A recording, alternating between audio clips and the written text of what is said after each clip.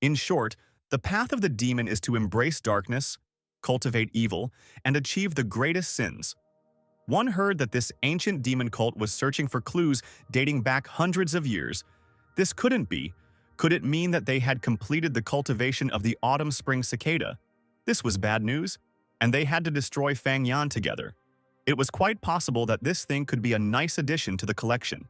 This story began with the birth of the legendary Gu, who was able to go back in time. Many different statements were addressed to the demon. Someone wanted to make him wish for his own death.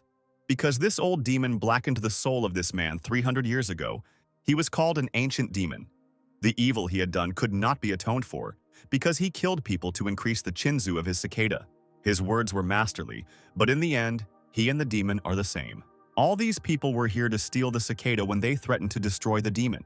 If the autumn-spring cicada was something he could effectively cultivate, then the demon must still be a demon in his next life. In the darkness of the night, heavy rain pounded the ground noisily. This was happening 500 years later, the man thought, wondering. The cicada actually worked, which made him laugh. The people who forced the boy to go down the demonic path, he will be better off with it. He was grateful that they gave him the opportunity to accept the reality of this world. Through this experience, you understand death. And by understanding death, you understand life.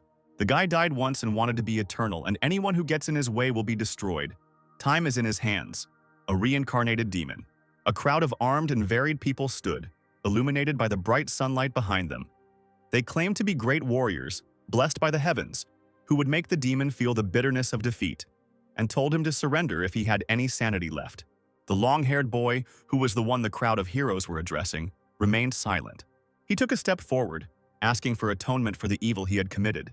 The boy asked if these people were here to kill him in the name of justice. The crowd of heroes retreated back, pointing their weapons forward. The demon chuckled contentedly. Sunrise among the mountains, autumn moon, spring wind. When in the morning black hair resembles the morning white snow, whether success or failure, both are left with nothing. The blond boy closed his eyes. He raised his hand up and said that this was the cicada Gu's chinzu, which meant that it could change the flow of time. The heroes could take it away because the demon was about to die. The boy threw it forward, causing a commotion among the crowd of blessed heroes. They all screamed and reached out their hands to the cicada, wanting to take it for themselves. The demon remained silent, looking at what was happening with a gloomy face. Suddenly, the flying cicada flared up, illuminating everything around with a bright light and pushing back some of the people, one of whom realized and shouted that it was a trap. The heroes realized that the guy was still planning something against them, even when he talked about death. So the people wanted to destroy him altogether. The demon smiled, amused by the situation. The guy spread his arms out in different directions and declared that he was Fang Yuan and that he was not going to return to the path of the demon. He had long foreseen such an end, and now was the time to use the cicada chinzu. The heroes said that this was not a good sign, because their enemy really wanted to use the cicada. They demanded that someone stop the enemy. If the cicada's chinzu has such an ability, then the guy will be able to stand on a dark history in the next life. The heroes ran towards him, begging him in panic to stop. A huge orange flash illuminated everything, blinding people. In place of the demon, there was nothing left but a hole in the ground. One of the heroes raised his voice, looking at this. He said that if the rumors about the cicada chinzu were true, then very soon the evil demon would return to devastate this world again. 500 years ago, loud rumblings could be heard in the night on Mount Guyui. Someone's voice in the moon sect asked for blessings from the ancestors. People prayed that many new talented people would be found at the awakening ceremony. The sect elder, an elderly man named Guyu Bo, asked for blessings of talent and hope. The man and the people behind him bowed low, sitting on their knees. Incense sticks filled the room with smoke. Time flew by, and tomorrow was another awakening ceremony. The man said that it was true. The Bai and Qiang sects had received many talented disciples in the past few years. His red-haired companion exclaimed that only their sect had not received a single genius in the past 3 years. The subject's attitude towards the Bai sect also left much to be desired. In a short period of 2 years, he had become a third-rank Gu master, with outstanding blood of the younger generation flowing through his veins. Even the clan elders felt uncomfortable around this guy. One of the conversationalists noticed something. But this year their new guy was doing pretty well. Not that people were relying on him. There were rumors that a genius had appeared in their sect. He began to speak at 3 months and run at 4. He also began to write poems at 5 years old, and he had great ambitions. The older man enthusiastically agreed that this was indeed true, since he had personally heard this poem, The Toast of Wine, The Song of the Flow, and The Red City. This young man was truly a genius. This child was a great fortune for their sect.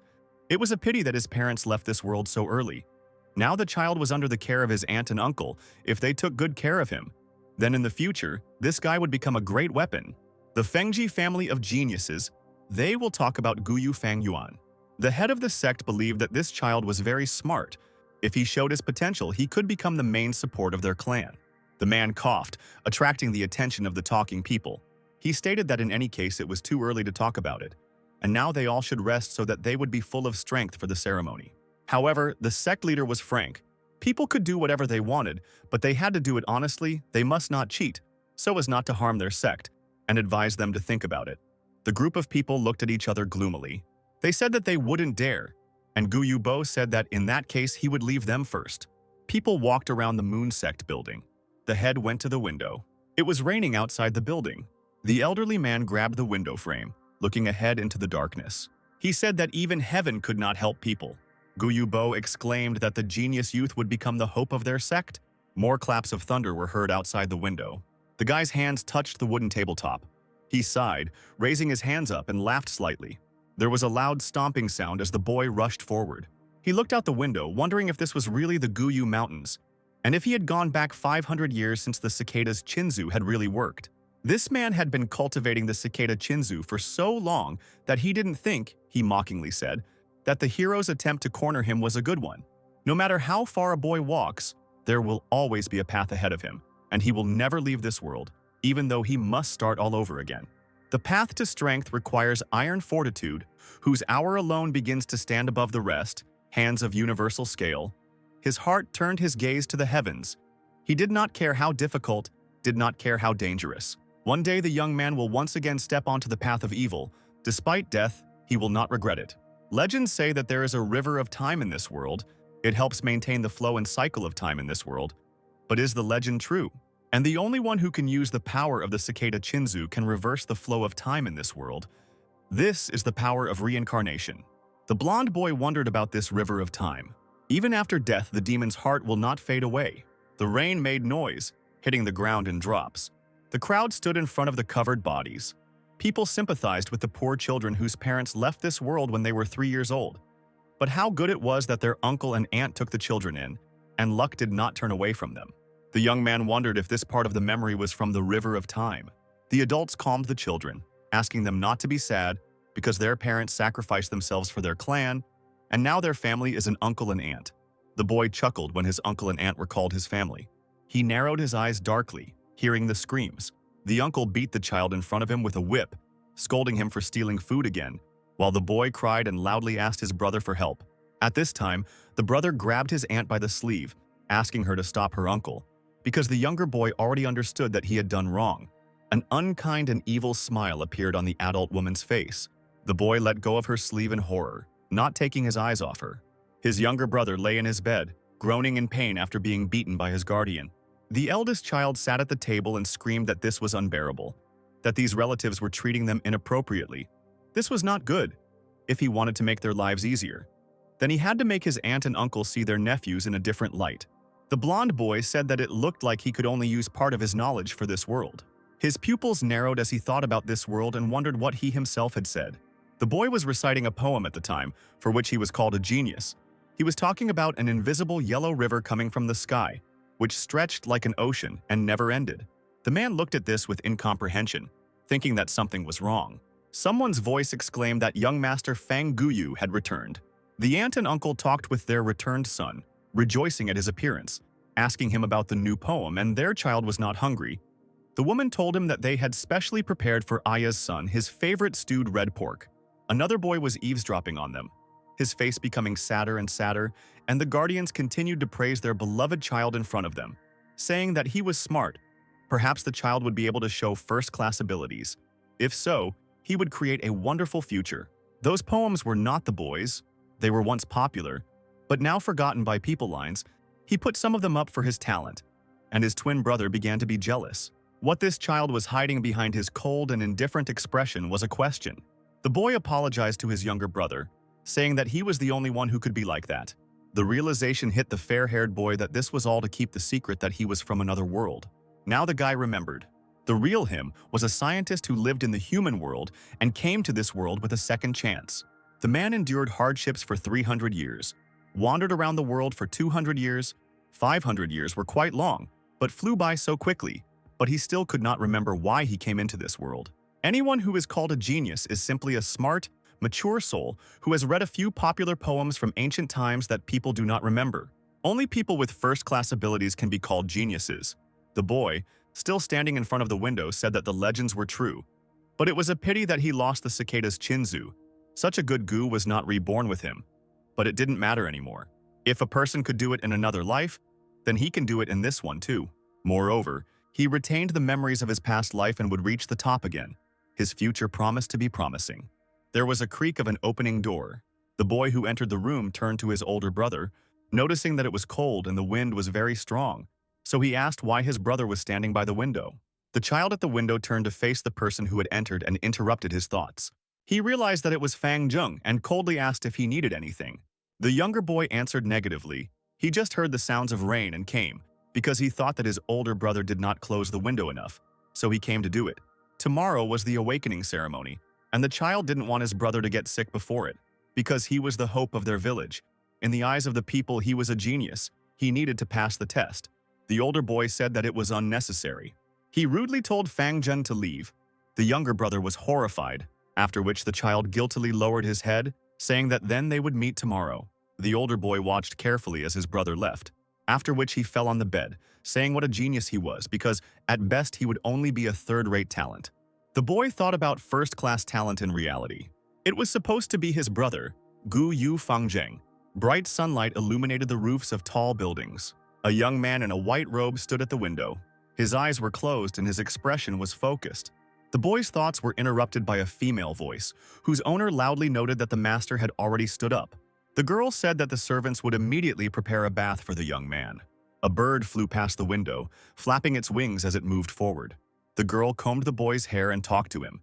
She was sure that he already knew that everyone in the village predicted that he would have first-class abilities at the awakening ceremony. Even the girls talked about the master. They whispered that the one who married him would be the happiest of living women. The servants consider it a great fortune to have the opportunity to serve such a talented guy. This girl was named Shen Queer, and she was the eyes and ears of the young man's uncle and aunt. The girl's mother, Nanny Shen, put a lot of effort into teaching her how to seduce men. The master felt that he had fallen into her trap in his past life, and that his love for her was real. But when she found out that the young man was third-rate, she would become hostile to him and act as if they were strangers. The younger brother watched what was happening behind the door. Deep hurt and sadness were visible on his face. Nanny Shen came up from behind and asked the young man what he was doing here, since it was time to hurry up and go inside. There was a smile on the maid's face. The girl stroked the imperturbable master's chin with her hand, saying that Asura did not dare to wish for more. She would be satisfied if she could serve him. He pushed her hand away from his face, declaring that it was not necessary. The young man turned and walked away from the girl, leaving her confused. He told Shen that she could go. Asura was confused by his words, looking at his back. She bowed to him regretfully in agreement.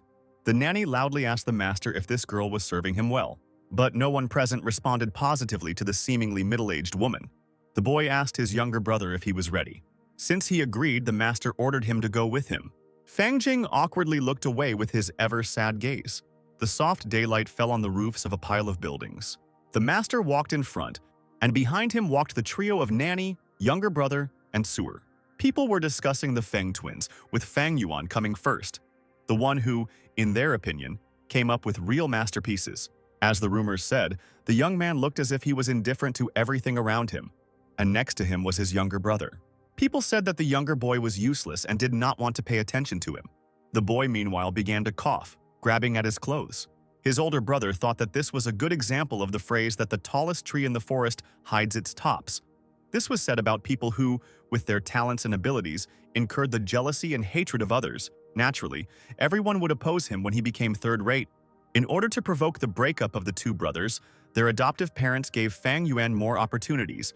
They paired him with Shenqi, and Guyu Fang Zheng was given an old and fat nanny.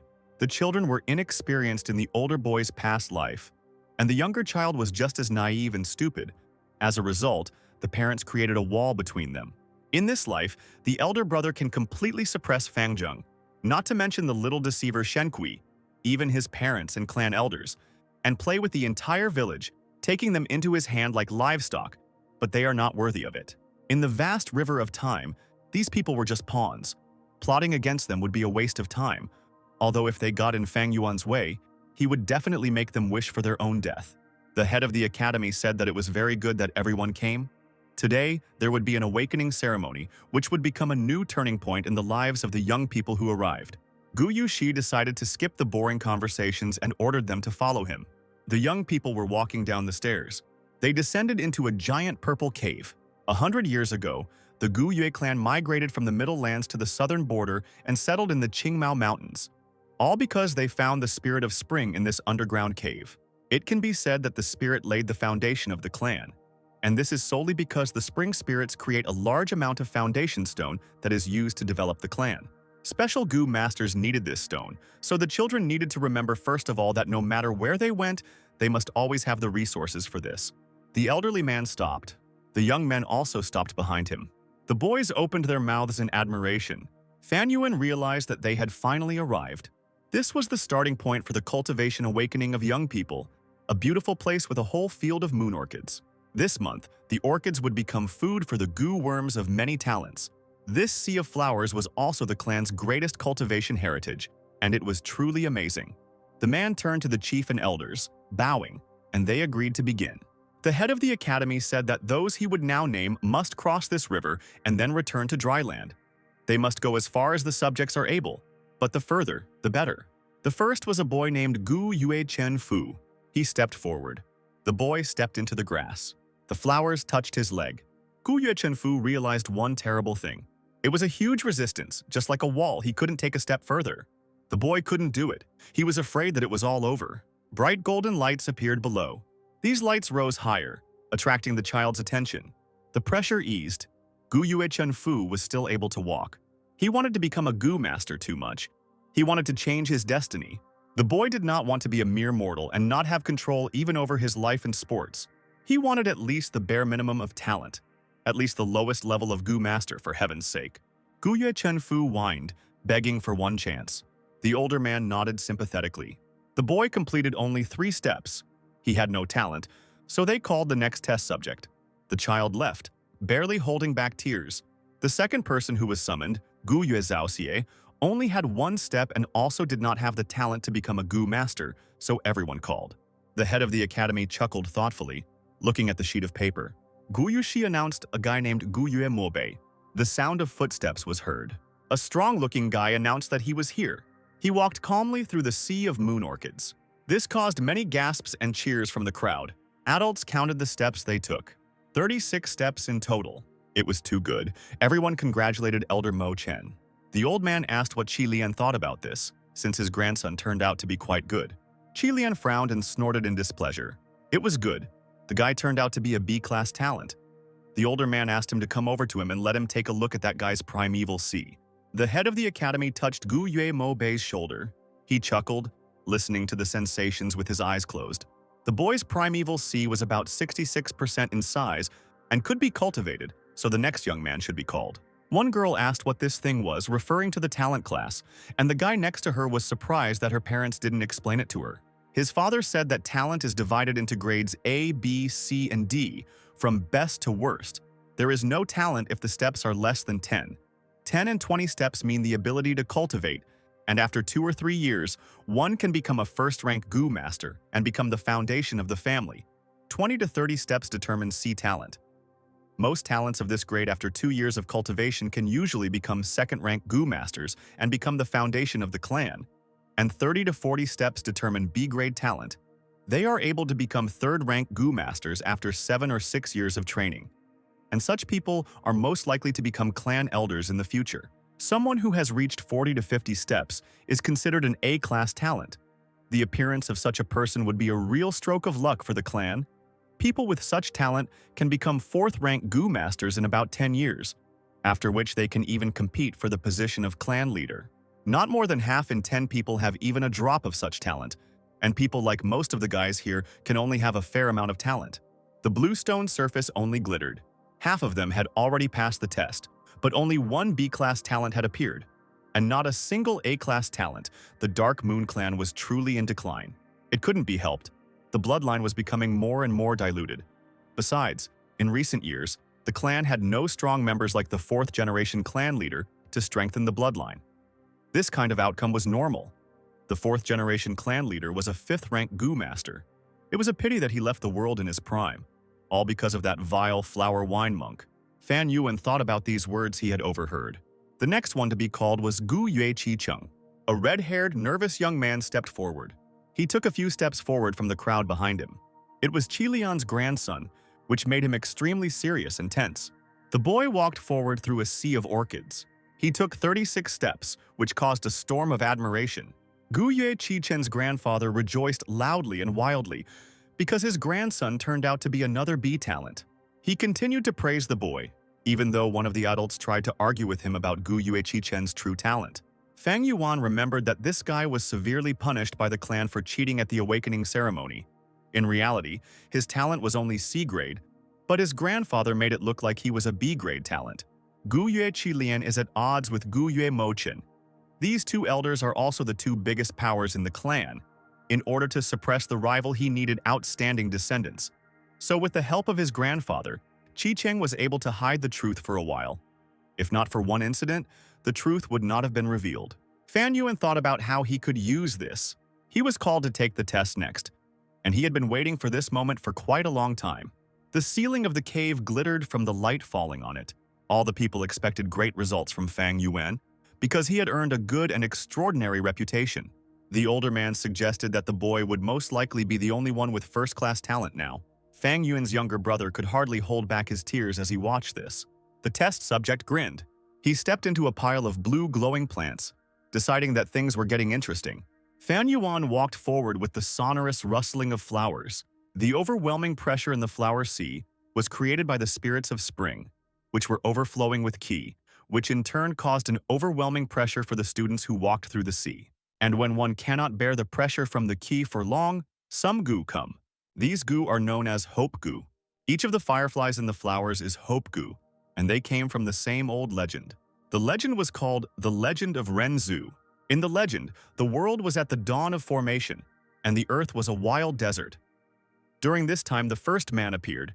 His name was Renzu. He ate raw meat and drank blood. Life was difficult for him. There was a group of wild animals called kunjing who wanted to dine on them.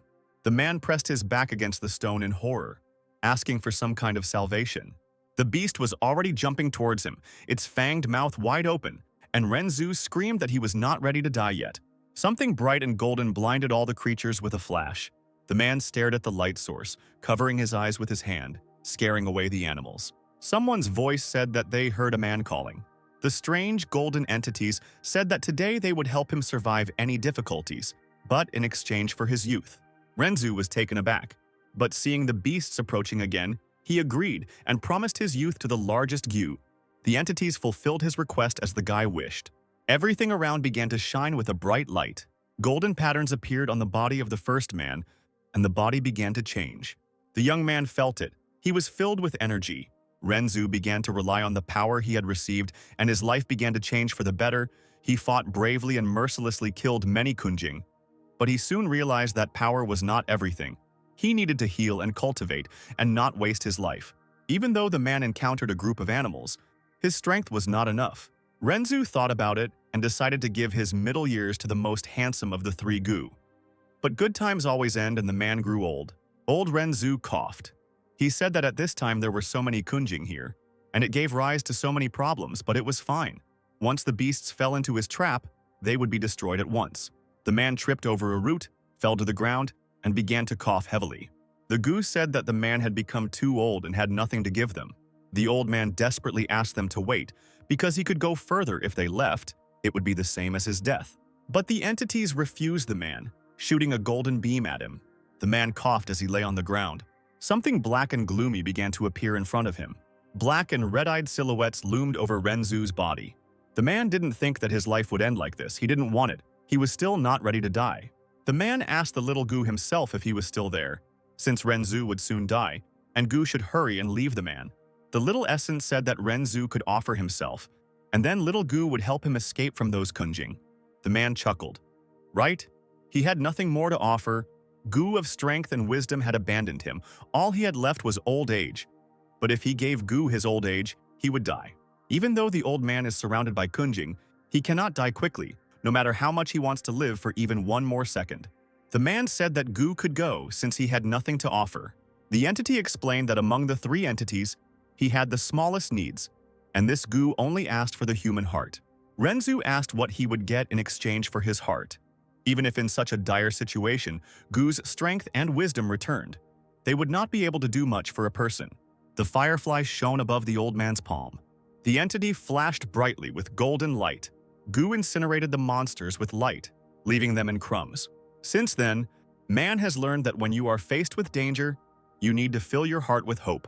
Fang Yuan walked forward, looking at his feet. He counted the steps he took, his expression focused.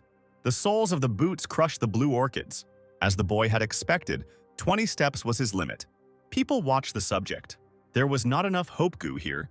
This was definitely not a sign for a first-class talent. The academy headmaster kept his eyes on Fang Yuan. He was still trying to move forward. 40 to 50 steps were required for a first-class talent. The young man had gone that far, but had only 23 steps taken. His legs still carried his body forward through the sea of plants. He continued counting the steps. When there were 27 steps, a bright light appeared between Fang Yuan's palms. A hint of surprise appeared in the young man's eyes. His body lit up and was filled with an unusual sensation. Fang Yuan was stunned by what was happening. His awakening was successful, and he hoped that as a result he would be able to become immortal. Awakening is a strange and mystical process that takes place inside the body, but at the same time does not use the same space as the internal organs. We can say that awakening takes place in another space, which is infinitely huge, but so small. Some people call it the purple space, and some call it the first human pool. During this process, the hope Gu explodes and glows, surrounding the body. It is this light that prevents the body from being destroyed, and within the awakened space there is a green primeval sea, and only Gu masters can use it. Every drop of it is the life force, potential, and soul that makes up the Gu master. This primeval essence is used by Gu masters to cultivate Gu, which means that from today onwards, Fang Yuan is returning to the path of becoming a Gu master. The young man stood in place, his legs surrounded by plants. As he thought, he could not take another step, just like in his previous life. The head of the academy shouted at the boy if he could take another step forward. Fang Yuan chuckled as he stood there, after which he turned around in the opposite direction. Everyone present was stunned by this. Even the old man was surprised. Everyone began to discuss the fact that Fang Yuan's talent was only 3rd grade. Some thought it was a deception. After all, this man was a genius in their eyes. The boy's younger brother was shocked and stunned. The elder was disappointed. The adults also whispered. They discussed whether the results might be wrong, since the guy showed the characteristics of a genius. But this method was too precise, not to mention that Fang Yuan was being watched all the time, and there was no question of deception. Young men with higher primordial C can show characteristics, intelligence, perception, memory, strength, agility, and so on. However, these characteristics are not the guarantee of first-class talent, so adults will still adhere to such results. The more hope you have, the more disappointment you get. The sect was no longer the same as it was in the first generation. The fabric of the clothes touched the surface of the water. The people in the cave continued to discuss the event. They began to insult Fang Yuan as he passed by, because he did not live up to expectations. The guy glanced to the side. He recalled the events of his past. Fang Yuan believed in the past that this was impossible and considered what happened to be a mistake. He had to surpass everyone with knowledge. His talent had to surpass the heavens. He believed that he had to cultivate and become immortal. The boy remembered words of mockery, disappointment, or even contempt. Then he asked for forgiveness from his brother, whom he would not be able to protect. Present-day Fang Yuan asked his past self if he hated all these people. The guy hated God at that moment for such injustice. He hated the sect for its indifference. From that day on, he didn't know how to protect his younger brother. Fang Yuan told the previous youth to take care of himself, because all these people were just passers-by who would eventually turn into dust and scatter in the wind. The most interesting thing in a person's life happens in the process of chasing his dream. And as for the boy's clan and his relatives, this did not concern the current Fang Yuan. The previous youth shouted that a person like Fang Yuan should learn to remember mercy and return it, because Fang Yuan was following the path of the devil, and this was a mistake. The current guy chuckled, saying that he was just a fish swimming in the vast river of time. But he will be a fish that will swim through the stream of time again. The previous Fang Yuan remained silent, his head hanging down. Perhaps this was the difference between them. The Academy Master announced the next test subject, Fang Zheng, from the Gu Yue sect. The guy stuttered nervously, saying that he was here. He was told to come here, and Fang Zheng stepped forward, tripping over a stone on the floor. He fell down with a loud sound. The boy's fall caused a storm of laughter in the crowd. The head of the academy said that it had always been like this with the Fan family's twins. Zheng blushed and closed his eyes. He felt himself being grabbed by his clothes. The older brother pulled the boy towards him. Looking down at him, Fang Zheng coughed as the collar constricted his throat. Someone sympathized with the Fan twins. Zheng apologized to his brother, but he told him to go. Fang Yuan wanted to say something else. Their future path should be interesting.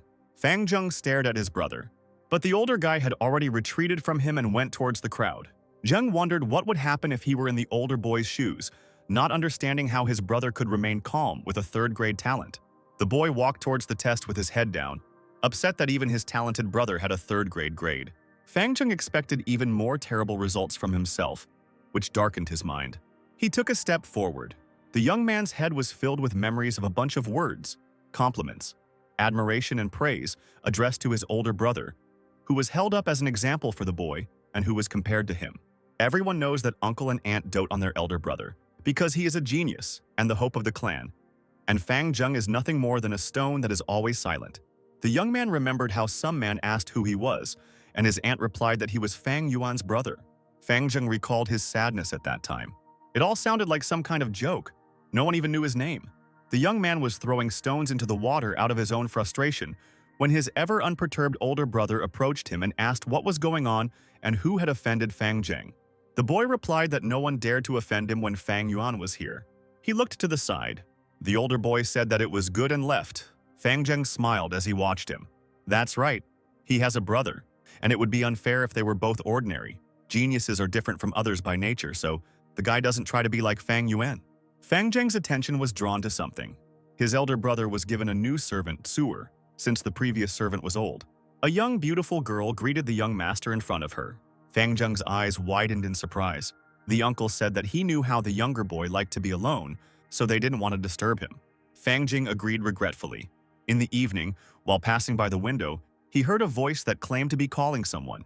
The young man chuckled in surprise, listening to the conversation behind the wall. The interlocutors believed that since Fang Yuan might have first-class abilities, he should be better protected, because he was the hope of their clan. Yes, they were twins, but Fang Zheng wasn't that good at anything, and it was a pity that he didn't even have half the talent of his older boyfriend. The eavesdropping youth lowered his head, preparing to pass by the window. He heard himself called useless anyway. Fang Zheng heard the people outside the window suggesting that they renounce him after the awakening ceremony. The young man was stunned by this statement. The fact that his uncle and aunt treated him differently still fit into his head. But the fact that these people were going to take away his right to a normal life, why didn't they want to give him a chance to be an ordinary person? Is it really so bad to be ordinary, and it's terrible to look like that? Fang Zheng believed that all of this happened because of his brother. He clenched his fist, furiously thinking that if the elder youth did not exist, then there would be no comparison, and then Fang Zheng would live a normal life. His eyes suddenly widened in surprise when he heard a voice behind him. The young man remembered Qier, Fang Yuan's beautiful young maid. Then Fang Zheng remembered that this man remembered his name. The girl asked him what he thought about it. A couple of people were standing in a field of thick, light green vegetation. The boy said that the maid was the only one who treated him well, and he wanted to know why. Su'er called him a fool and turned away. She turned her back on him, declaring that he didn't understand girls at all. The guy was puzzled by her behavior. The girl said that although his brother was smarter and might have first-class talent, he was too cold in character. Besides, she prefers softer and kinder people like Fang Zheng. The young man's eyes sparkled with amazement. Su'er's hair strands fluttered in the wind. The girl said that she and Fang Zheng were both pathetic creatures that fate was playing with. A little later, the young man heard her voice in one of the rooms. The maid did not believe that Fang Yuan did not know that everyone was talking about him as a first-class talent.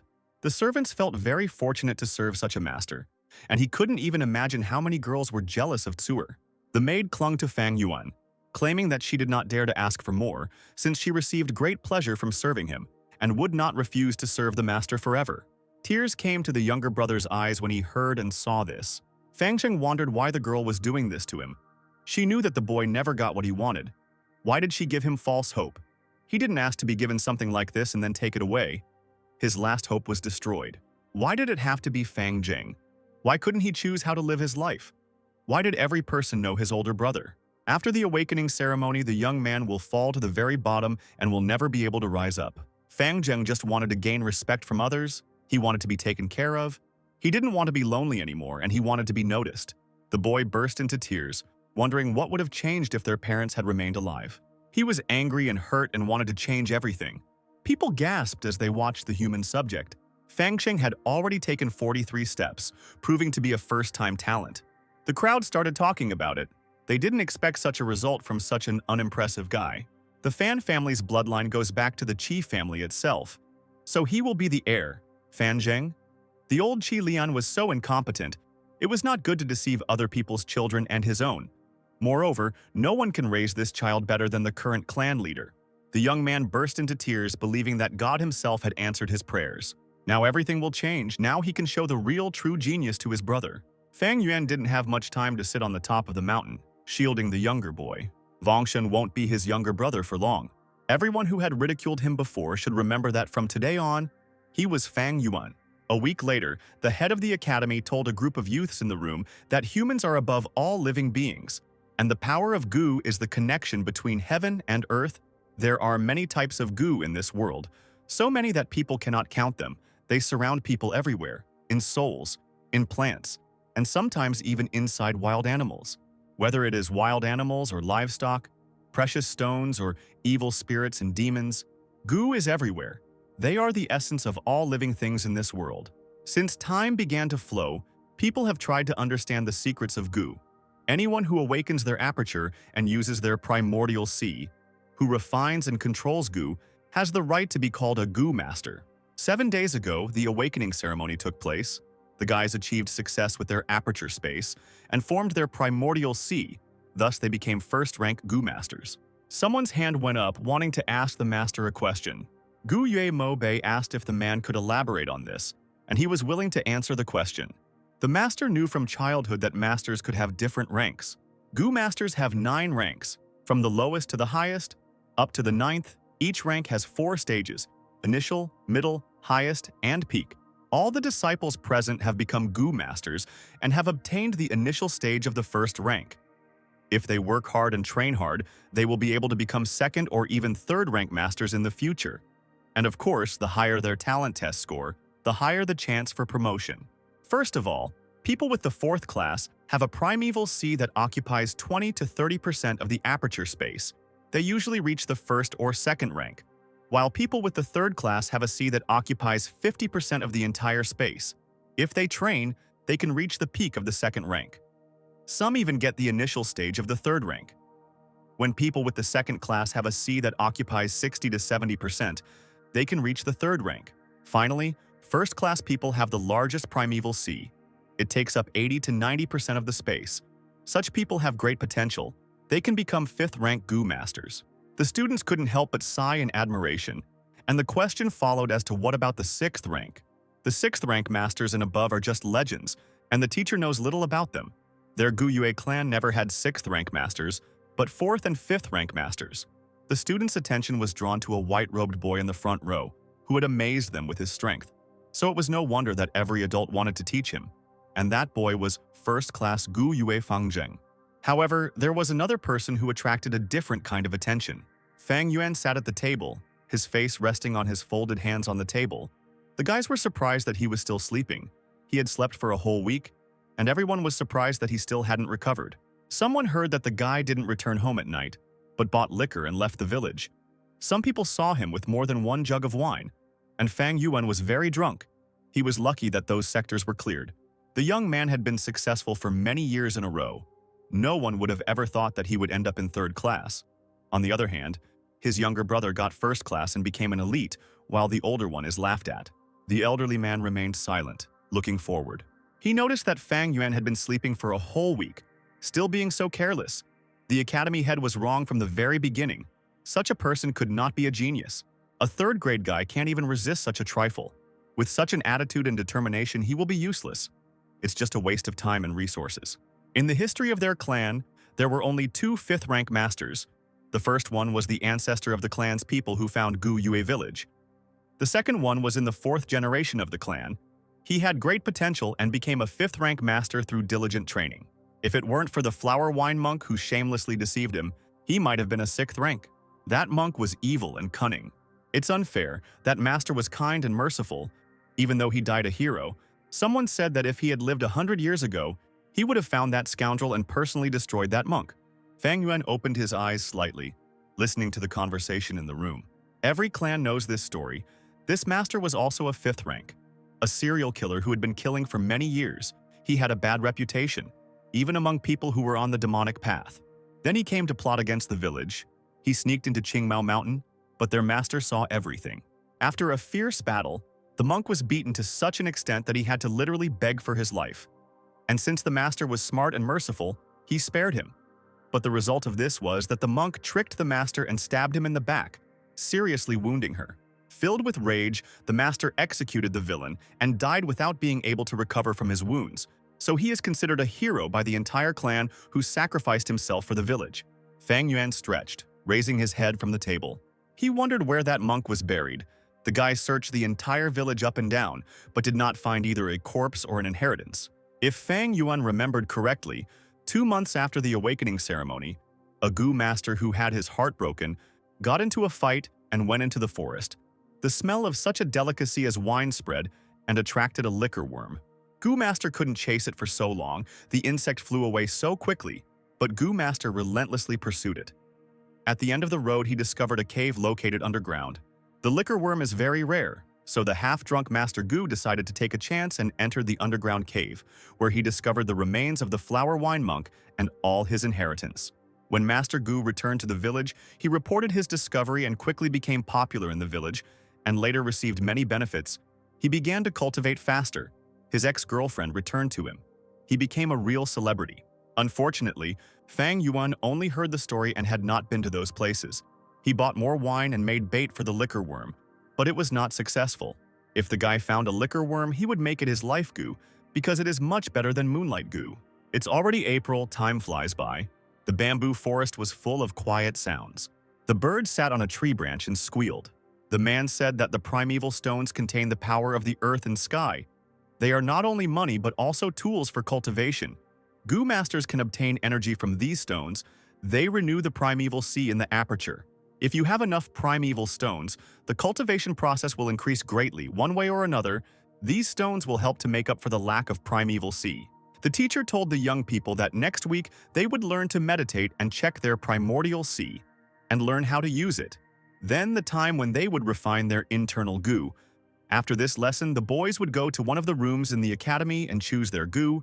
Their choice would be final. So the man told the young people to go home and concentrate on refining their Gu, and only come back after that. This will be their first exam, and the first one to refine Gu will receive 20 primeval stones. One young man asked what would happen if a master used a Gu of a higher rank than his own. The teacher explained that Gu also has 9 ranks. The system is the same as that of masters. Usually first-rank Gu masters can only use the corresponding Gu. If a Gu master uses a higher-ranked Gu, he will pay a terrible price, but the guys still have to feed the Gu. A Gu master who is of a lower rank cannot do this. Therefore, for normal life, first-rank masters use initial Gu. The first Gu of a master is called life Gu. What the teacher was about to tell you now, so he told you to listen carefully. Life Gu is linked to the life of the master, which means if the life Gu dies, the master will not be able to leave without a scratch. Students must never forget this. Gu must be protected at all costs. The time has come for Fang Yuan to decide what to do next. It sounded cool to the young people. This would be the very first Gu in their lives. The man ordered all the hurrying boys to stand in one line. Fang Yuan was told that he could enter. He stepped over the threshold to the noise in the background. The young man's gaze did not express any emotion. He looked around the room he entered. There were many shelves on the walls with dishes. These were containers with different types of insects. These were all the first-rank Gu. Fang Yuan planned to make the liquor worm his life Gu, but he still hadn't found the monk's remains, and didn't know when he could find them.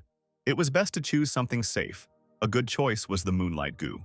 The guy looked at the shelves with the desired look of goo, deciding to take it. As far as he knew, moonlight goo was a goo exclusive to Gu Yue sect. Many people chose it as their life goo. They are not born from nature, but made with the help of the sect's secret technique. They cannot be found anywhere. You can say they are the symbols of the Gu Yue sect. But even if they were unique, the liquor worm would help Fang Yuan much more. The thoughtful young man walked out of the room, and the next young man cursed him for being so slow. Fang Yuan ordered the owner of the pub to bring 2 wines. The man said that this sir came again and told Xiao Wang to carry 2 jugs of wine. The guy came for 7 days, each time bringing 2 jugs of wine. The man was amused that Fang Yuan drank so much at such a young age. He suggested to the departing guy to come again. Fang Yuan no longer had the primeval stones to afford to buy wine tomorrow, and the liquor worm still hadn't shown itself. Would this guy really make moonlight his life goo? The first person to refine goo would receive 20 primeval stones. Fang Yuan was afraid that many people had already started doing this. The problem was that it depended on the talent that the master had obtained.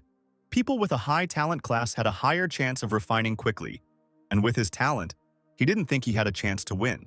The boy heard his brother reproachfully remark that he had bought alcohol again. He glanced in the direction of the voice. Fang Zheng told his brother to follow him, because the older boy's uncle and aunt wanted to talk to him. Fang Yuan's gaze was gloomy and empty. He looked at his brother for a moment, after which the guy's face was distorted by a grin. Fang Zheng said that the young man could not continue to do this because he had no idea how worried the people who raised him were about him. Fang Yuan turned his full attention to his brother. The younger boy didn't look away. Fang Yuan's eyes appeared to be completely black, without any glare. Fang Zheng tensed up. He looked away. The boy wondered what was wrong with him, because he had never noticed such eyes in his brother. The old Fang Zheng is no more. He made a choice and will change dramatically. He was great, it's all real. The boy turned to his brother again, but there was only an empty space there. This puzzled him, taking him by surprise. The older brother, who was already walking, asked what Fang Zheng was waiting for. The younger boy narrowed his eyes. He stamped his foot and cursed silently. They were both 15 years old and both became goo masters, which was good. Especially Fang Zheng was good. The aunt and uncle said that refining goo required a lot of strength and energy, so they would give the nephews 6 primeval stones with instructions to use them properly. The younger boy thanked the adults. The woman said that there was no need for formalities. They always saw the boys as their children, and they were happy to see them grow up. Sometimes the guardians thought how wonderful it would be if the boys became their official sons.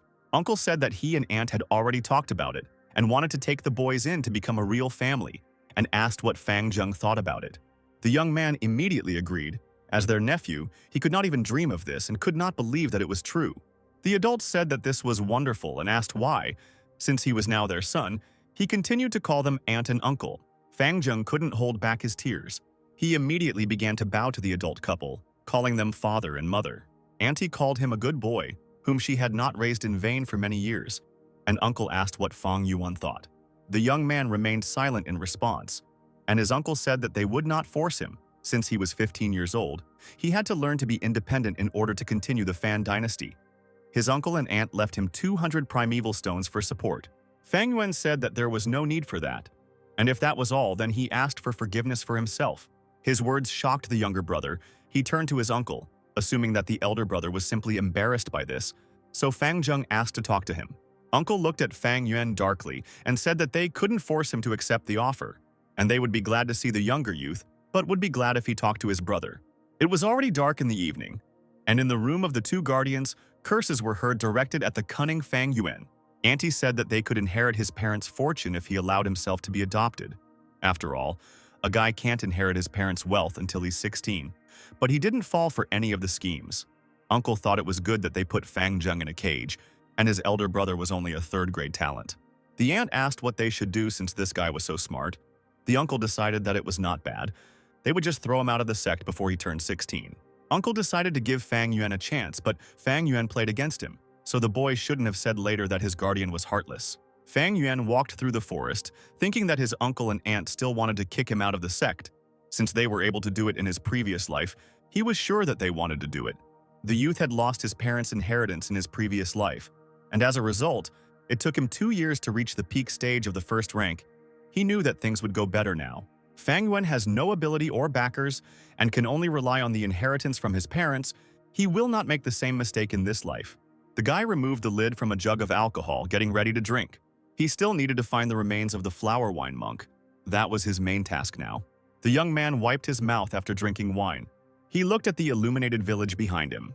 Fang Yuan stood in place, his feet touching the grass. There was a bit of a cold wind today. At this time, his brother was in a warm room. His hand was writing something on the canvas. Fang Zheng didn't want to worry his new parents, preparing to become #1 so as not to disappoint them. A voice behind the door informed him that the hot bath was ready. The guy told the girl to come in that case. Queer entered and greeted young master Fang Zheng. The young man became embarrassed and blushed when he saw the maid. 3 days later, it was raining, dripping in the darkness of the night. Fang Yuan sat in a meditative posture, illuminated by his goo. 30 minutes had passed, and he had already used up more than half of the primordial sea's reserves. But he had only subjugated goo by 1 out of 12%. With such success, the guy has no chance to finish first. Goo's subjugation is really difficult. The rain suddenly stopped. Fang Yuan heard the maid's voice outside the door. She said that it had been raining for 3 days, and she brought food and water, also offering to dispel this depressing atmosphere. Asura sighed behind the door. The boy realized that she had finally arrived and told her to come in because he was hungry. The girl came in looking different than before. Her hair was down and her clothes were more revealing. She had a basket in her hands, and the maid said that the food and wine smelled absolutely amazing. She could already smell them. Fang Yuan frowned. Asura approached, placing the basket on the table.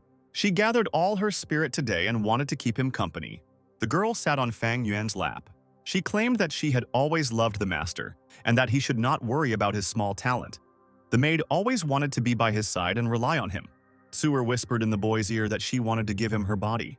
She poured tea into a cup. The girl offered to feed Fang Yuan. She came closer to the guy. The maid's lips were almost touching Fang Yuan's lips. The young man chuckled to himself, realizing that Asura was still pretending. He said that this was just a normal seduction. The surprised girl asked what Fang Yuan meant. The guy's hand immediately landed on her neck. Asura asked him what he was doing while he held her by the neck. The young man said that the fact that his uncle and aunt forced the maid to seduce him and set him up meant that people were already standing on the first floor. But who was Asura to seduce him? Did she really think she would do that with her 2 rotten pieces on her chest? The girl moaned in his grip. Her hand shook as it grabbed the guy's collar. He let go of Asura's neck. The girl coughed, clutching her own throat. The young man took her by the chin, getting her attention. Fang Yuan asked with a creepy smile if the maid really thought that he was not capable of killing her. Fear and tears appeared in Asura's eyes. A smile was visible on the young man's face. Since the girl had served him for many years, Fang Yuan would not kill her now. She had always wanted to escape his slavery, and he told her to find his brother. Although he was not so stupid, he was very naive. The guy sighed. He turned away and told the maid to go away. There were still tears on Asura's face. Upset, the girl returned to her uncle and aunt, who asked if their plan had not worked. Fang Yuan said that this was indeed a beautiful trap, much more creative than the trap from his previous life. His guardians were great, and he would remember it well. It looks like the guy can't stay at home any longer. He'd better find another place to sleep. Orange lanterns illuminated the night darkness. The man in the cap nervously explained that their hotel was not cheap. He was afraid that the visitor would not be able to pay for it, judging by his clothes.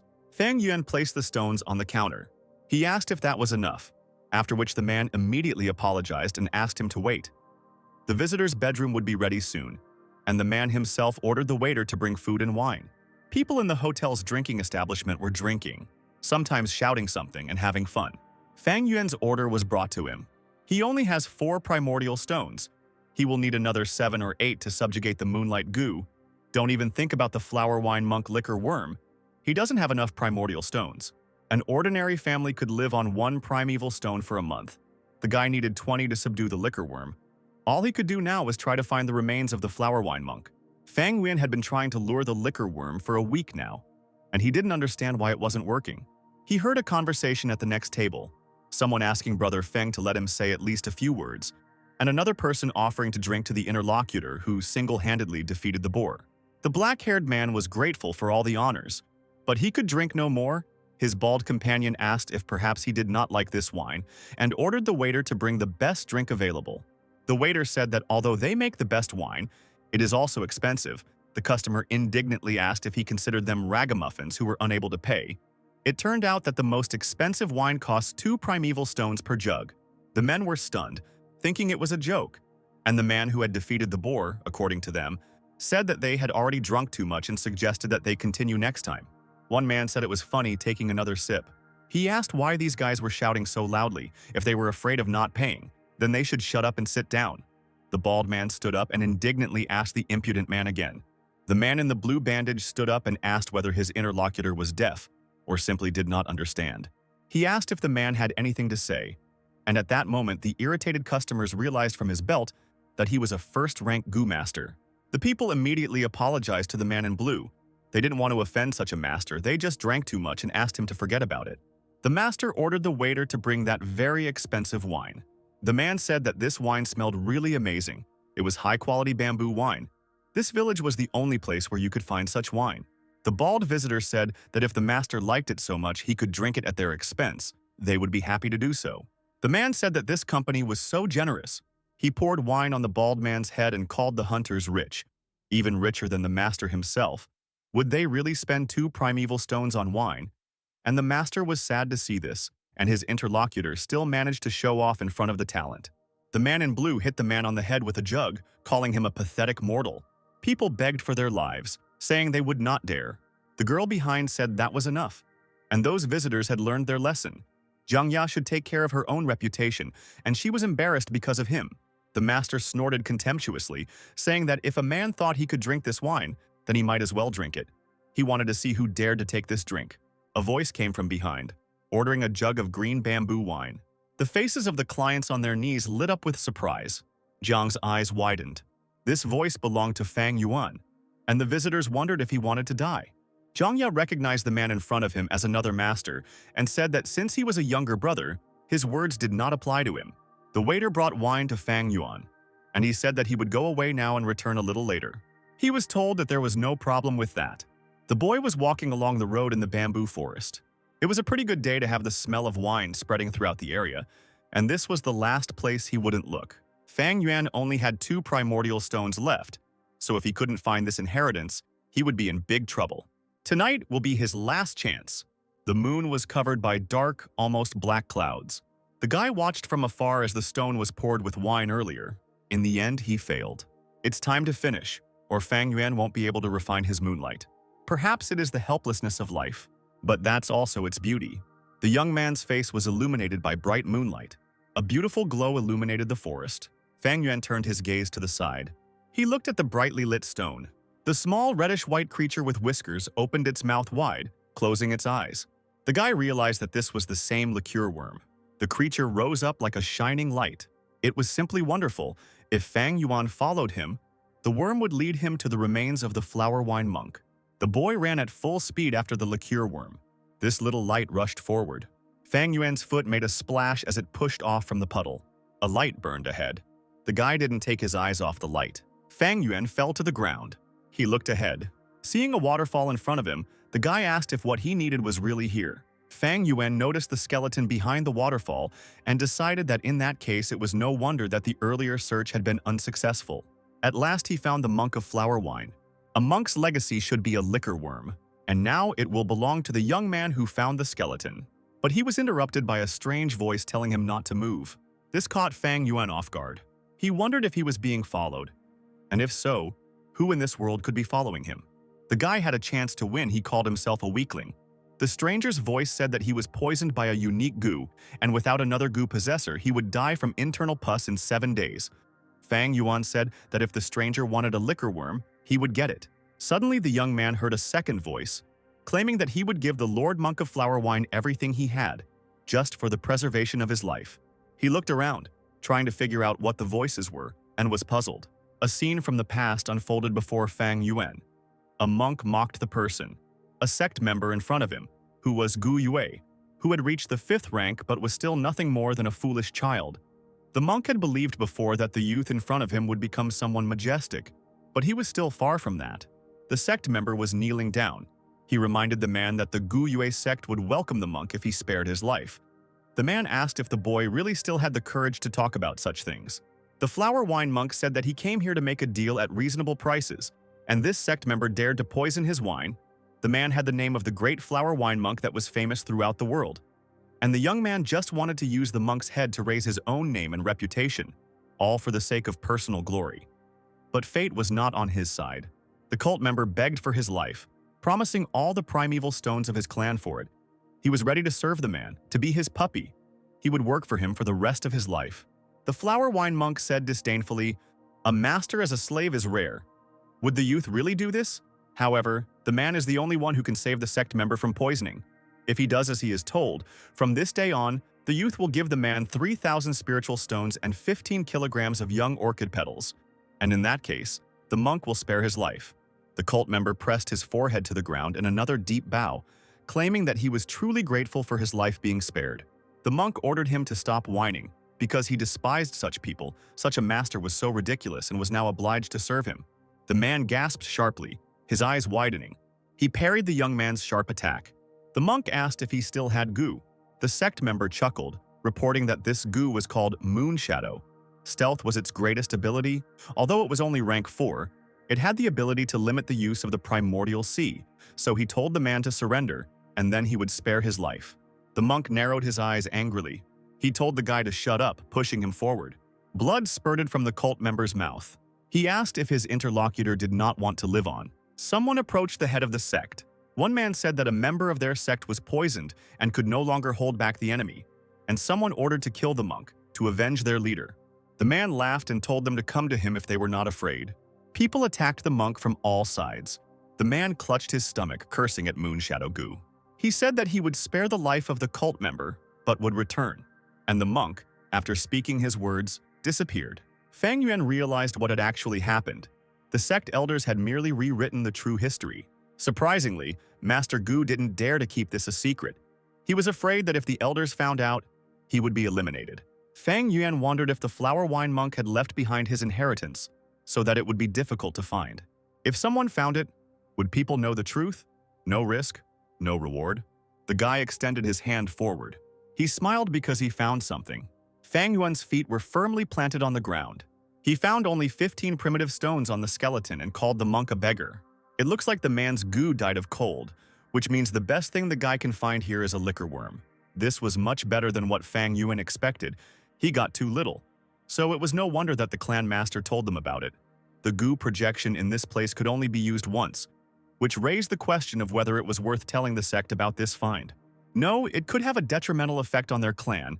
If he sells information to some information, he can get more benefit. It would be a greater reward for the guy, and it sounded profitable. He wasn't as naive as before to rely on the sect. This proud Gu Yue clan was just a stepping stone on his path to immortality. Who cares even if Fang Yuan destroys the clan? The man noticed that the visitor had returned and informed him that his guest room and bath were ready, offering to follow him. The servant also asked Fang Yuan if he was hungry and said that there were few people who could cook food now. But Fang Yuan said that he did not need food and told the servant to leave. The man realized that it was Master Gu in front of him and thought that if he had cultivation talent, it would be great. Fang Yuan washed his face. Next, he would have to refine his liquor worm. As long as he had such an important assistant, he could return to the academy and live in the dormitory. Besides, he could also use some of the clan's resources. Staying in the inn was too expensive. This would be enough for this time. The youth now only has 17 primeval stones. He needs 5 stones to refine the Gu Moonlight, and about 11 to refine the liquor worm. A total of 16 primeval stones are needed. Throughout the liquor worm, only first-rank Gu, it is extremely difficult to improve, but this worm can compensate for Fang Yuan's lack of talent. No matter what, the guy must improve this liquor worm at any cost. First, he must focus on his primordial sea. The worm hovered in a round green light in front of Fang Yuan.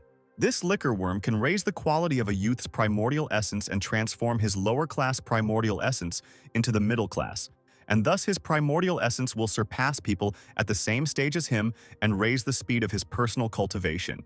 The liquor worm is currently sleeping. Its resistance is at its weakest at the moment. Fang Yuan needs to use this opportunity to purify this worm in an instant. The creature stirred slightly. The young man realized that this was his chance. The liquor worm's eyes opened. Fang Yuan realized that he had awakened, and also that his possible future Gu was very strong. Higher rank Gu require full rank. Most likely this Gu was the life Gu of the flower wine monk. Originally, it should have been a 5th rank Gu. But after such a long period of starvation, the liquor worm became a 1st rank Gu again. But its willpower is still strong and full of resistance. If this continues, even 30 stones won't be enough.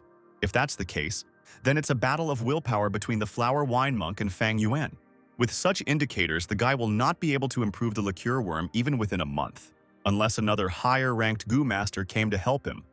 But Fang Yuan was not familiar with such a person, and no one would help a third class for free. Luck was never on Fang Yuan's side. During the day, lanterns with hieroglyphs hung on the roof of the building. Fang Yuan sat at the table, eating the food that was in the dishes on the table. He spent the entire night refining the liquor worm, but the result did not even reach 1%, as expected from an expert from the demonic sect. The flower wine monk had a powerful willpower, but for the sake of his personal future, the guy must succeed in improving this goo. Fang Zheng appeared in front of his nose, indignantly asking why his elder brother hadn't returned yesterday and what his brother was doing at Shen Qir's. Fang Yuan ordered the waiter to have more food, and his brother said that ever since the girl came back from the older guy's room, she had been crying.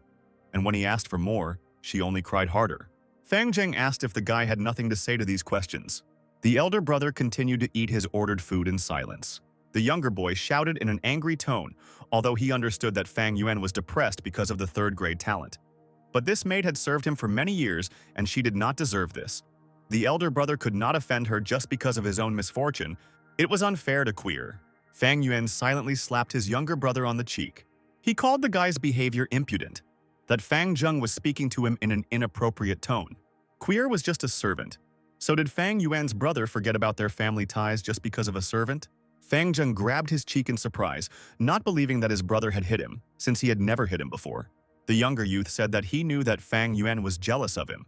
After all, he was only a third-grade student, while Fang Zheng was a first-grade student, and the older brother should not blame him after all. What happened was what the gods themselves wanted. Fang Yuan gave the younger youth another hard slap. He called Fang Zheng naive and asked if he didn't remember how his older brother protected him when he was a child.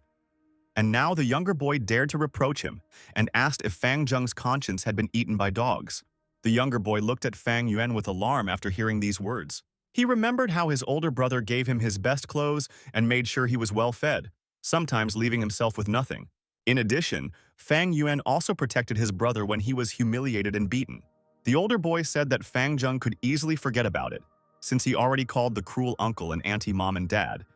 And these family names meant nothing to his younger brother.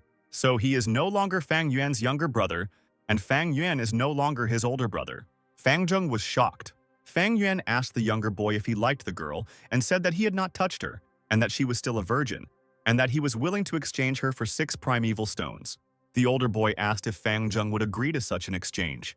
The younger brother quickly agreed and said that he only had 5 primeval stones, and another half. Fang Yuan said that he would take the payment and the younger guy could leave from here, or rather, leave as quickly as possible before he changed his mind. Fang Zheng fell silent, looking at his brother, after which he turned around and left.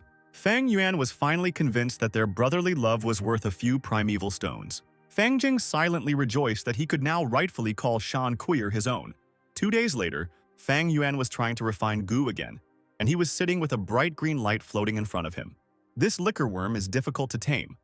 The guy worked on it for 2 days and used 12 primeval stones, but he only finished 1/5 of it, and he hoped to finish it in these few days. However, time did not matter to Fang Yuan. The worm suddenly flared with a bright yellow light. The young man's face darkened. This was bad, because the creature counterattacked. How dare the worm invade Fang Yuan's primeval sea? It seems like the person should have thought of something else. If he could withstand this torrent of aggression, then the liquor worm would weaken later. The boy had to focus on moving his own primitive essence, and he hoped that no one would disturb him. The light grew brighter and brighter. Fang Yuan thought that even though the liquor worm was a 5th rank one, it was still a pitiful insect, nothing more. The guy concentrated on his inner feelings. This aura seemed familiar to him, which surprised him. The worm exuded this bright, powerful, distinctive aura. The uncle asked in shock if the younger boy had really given away 6 primeval stones in exchange for a maid. Fang Zheng confirmed what was said, and he thought it was a fair, noble thing to do, helping others. One should always lend a helping hand to those in need. It was a pity that Queer could no longer be in the hands of his elder brother, so he decided to spend some money and pull her out of the hands of the young man. The uncle called his nephew a fool, because the maid belonged to their clan, not Fang Yuan. The boy could have simply told the elders, and they would have given Queer to him as he wished. The young man was shocked when he realized what he had heard. The man told Fang Zheng to forget about it and was about to give him another 6 primeval stones with the order not to waste them foolishly. The nephew bowed and apologized, saying that he felt stupid. Uncle slammed his palm on the table angrily, insulting Fang Yuan for actually using the clan's people to commit his pranks and calling him a sly brat. His wife put her hands on his shoulders, suggesting that the man calm his anger because it was only 6 primeval stones. He responded by screaming that the woman simply did not understand anything. Based on his 3rd-grade talent, Fang Yuan can only rely on the number of primeval stones. The original 6 stones were definitely not enough for him, but now he has 12 of them. As long as Master Gu has enough resources, he can break through in cultivation. The academy will only reward talented disciples based on his ability. Once he starts to lag behind, the sect will not allocate enough resources to him. This vicious cycle would cause Fang Yuan to fall further and further behind, so that in a year's time, he would have much less hope for his parents' inheritance. So his uncle and aunt should take advantage of the boy's slow start and hinder him.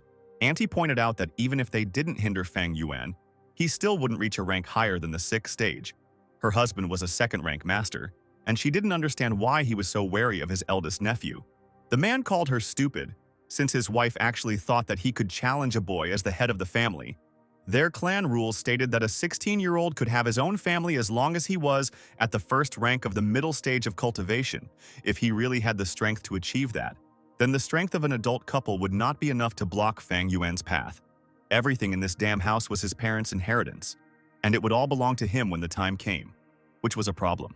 The woman was horrified and wondered what they should do in such a case. This year, the eldest nephew turned 15, which means the couple only has a year left. If the uncle and aunt cannot confront him face to face, then they will have to make some kind of conspiracy. But Fang Yuan is so difficult to deal with. He is always out of sight. And not only did he not fall for his uncle and aunt's trick of seducing the maid, but he also used it against his guardians to obtain the 6 primeval stones. Is a 15-year-old boy really capable of such a thing? If the elder youth was as stupid as Fang Zheng, it would be wonderful. However, the younger brother despised Fang Yuan and could become a good weapon in the fight against him. The older boy chuckled from another place. He never thought that the Chunzu cicada would be reborn in this world with him, so this is not actually a one-time Gu. It is his Gu in this life, which is even stranger.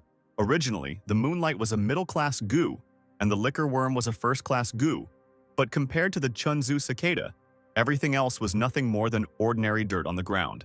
The thing is that the cicada is quite weak now, as it has gone back 500 years, once possessing vitality. Now it looks like a dead tree, but this is fortunate if this cicada was in its peak state, because Fang Yuan's aperture, the majestic aura of the cicada, would simply cause the aperture to burst and he would die. Even though the guy can't use the cicada now, he can use her suppressive aura to suppress other Gu. Then any Gu can be simply taken away with ease. It was great. With this Chunzu cicada, Fang Yuan felt the heavenly power. Starting from today, he no longer needed spiritual stones to refine any low-grade Gu. He is a first-class Gu master who has a 6th rank vitality.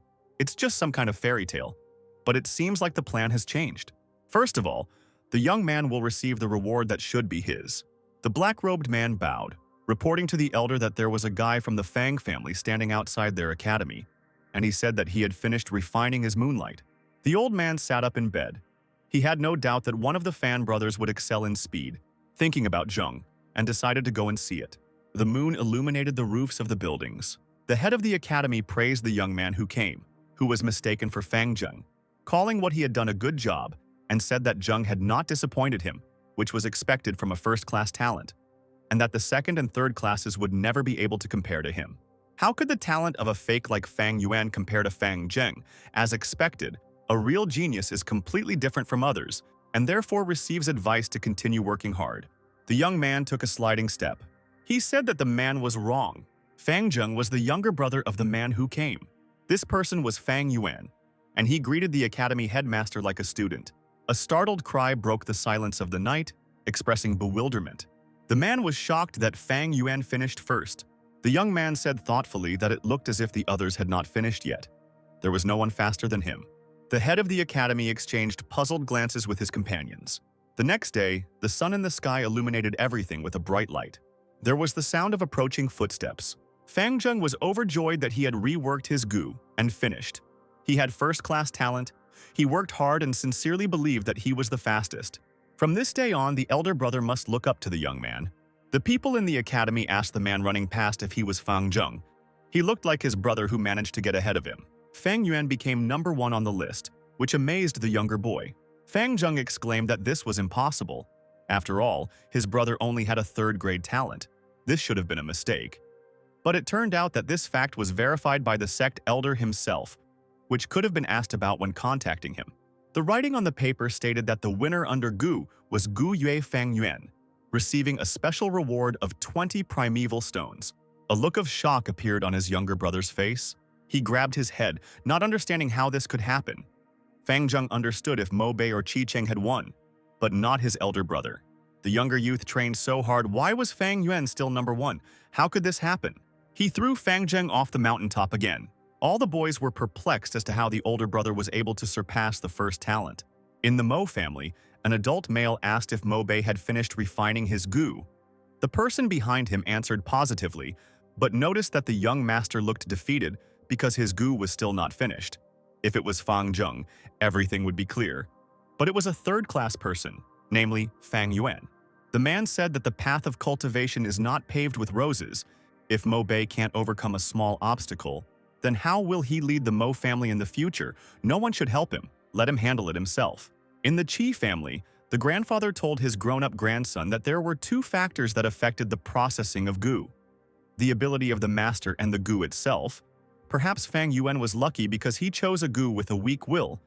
Qi Chen understood what was said. The grandson with the true ability to the 3rd grade received a promise from his grandfather to help him obtain the 3rd rank gu and suppress the moonlight gu, as well as help with its processing. Fang Yuan surpassed the 1st class, and yet his younger brother thought he could surpass him. The older boy had just started. Next time Fang Zheng promised himself not to lose. 10 days later, there were many people on the training field. Moonlight was the symbol of their sect, and many youths had chosen it as their life gu. The man was going to teach them how to properly attack with moonlight. To begin with, the boys must learn to control the moonlight gu, to use the mind to move the energy to any part of the body, but usually their moonlight gu is in the palms of their hands because it is easier to control. Then you need to collect your primitive essence into gu, after which the teacher ordered to launch the essence collected in gyu. With his blow, the man cut the hay that had been gathered into a bundle into 2 halves.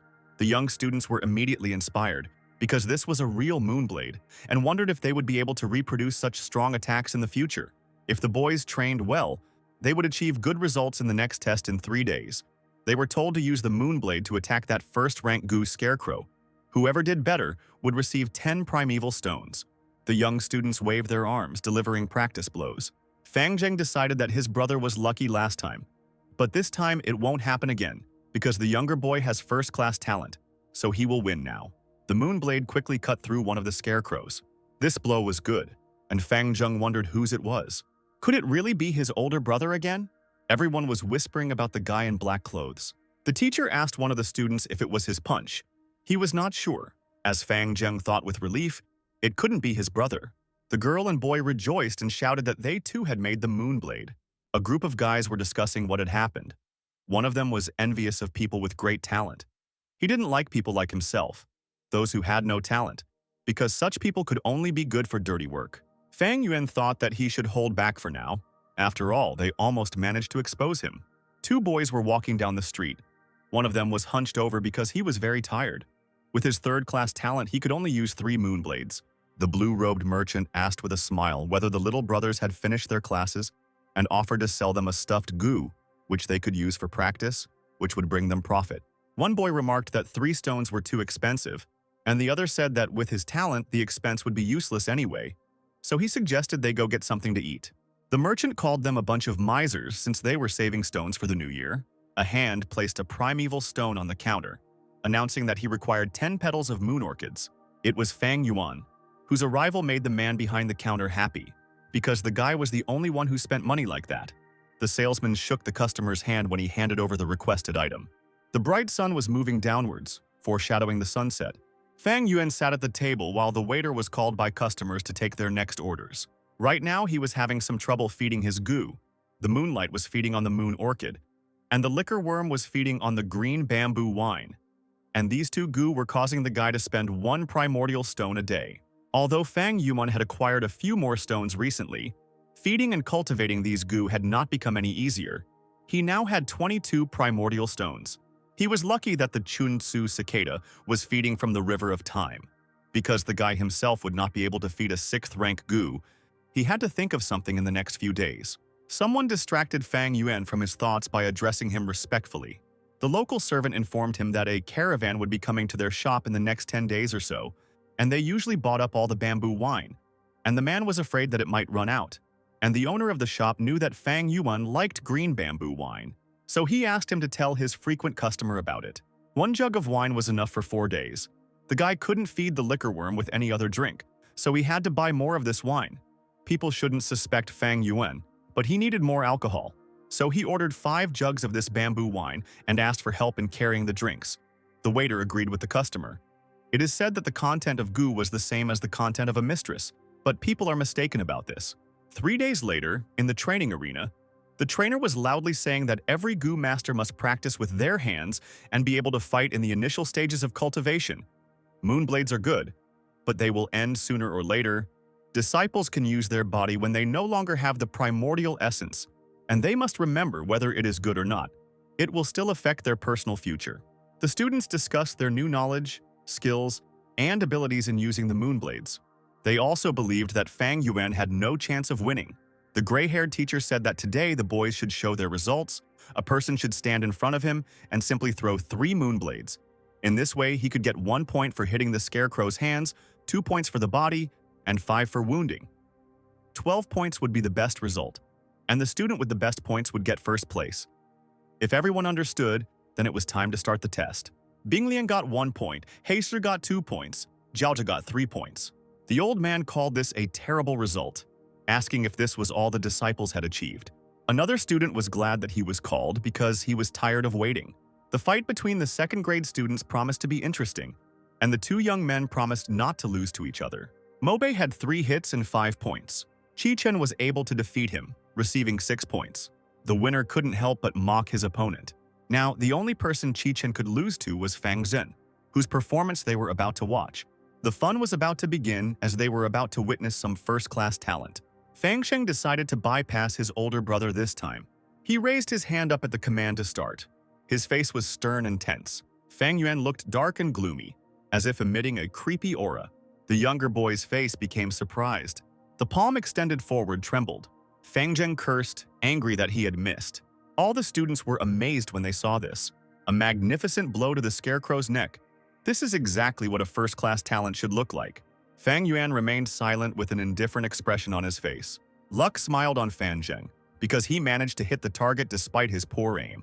It was close. The guy was aiming for the chest, of course. He was lucky that he hit the neck, but he couldn't risk it anymore. Guyue Fangzheng hit the target 3 times, 7 points. This is the best result so far. The students discussed this. One thought that very few of them could hit the neck area. Usually the best score here was 9 points, so Fang Zheng would most likely get first place. But at that moment, the last group was called. Fang Yuan was also in this group, and the crowd began to discuss him. He was met with ridicule from people who did not believe that the guy could achieve a better result. Fang Zheng frowned as he watched his brother closely. Fang Yuan stood in a stance, preparing. Finally, they gave the command to start. Fang Zheng wanted his brother to show his true strength. The teacher wondered whether Fang Yuan's first success was luck. The moonblade flew forward at full speed, but he only cut off the end of the branch of the tree above the target. The 3 boys immediately laughed at this mistake. The head of the academy hoped in vain. Trash remained trash, which meant that everything depended on simple luck. Fang Zheng chuckled gleefully. He won! He defeated his brilliant older brother. Fang Yuan has 2 times left. Can he really beat the younger guy? Even a worthless person has more luck.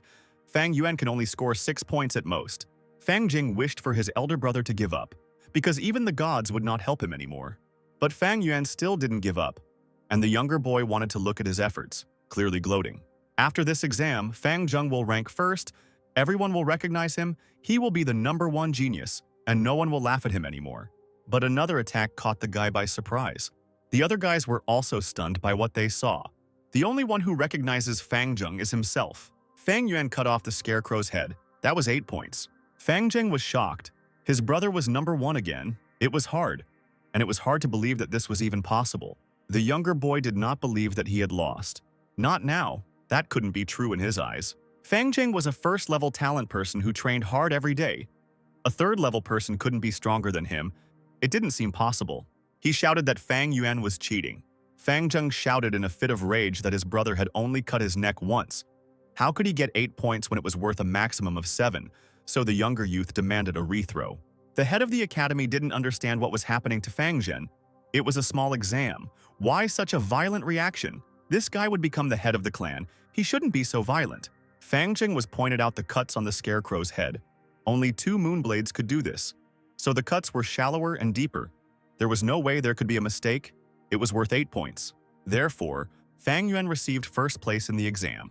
His younger brother didn't understand why the older boy always took his place. Hateful, jealous, depressed in his past life, Fang Zheng was so emotional. Fang Yuan called the stupid younger brother's expression ugly.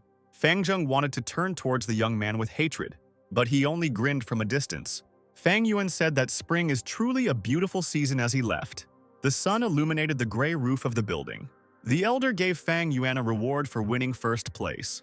The man studied the student with his eyes. He praised the young man, patting him on the shoulder and telling him to continue in the same spirit. Everyone wondered why Fang Yuan was in first place again, whether it was just luck. Fang Zheng remained silent, tense. The teacher said that the boys had been attending classes for a while and might be familiar with the ways of using goo. He was going to teach them how to improve their own cultivation.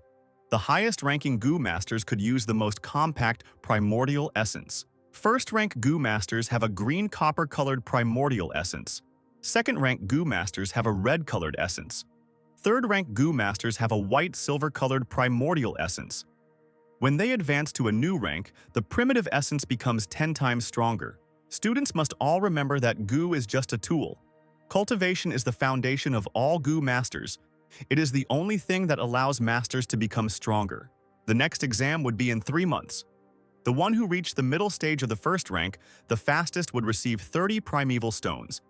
In addition, the adults were going to choose the class Elder and Deputy Elder based on their achievements. And they would also receive a reward from the clan. The Elder was right. Fang Zheng couldn't let his emotions get the better of him, so no matter what methods he used, the victory had to be fair and he would gain the respect of his elder brother.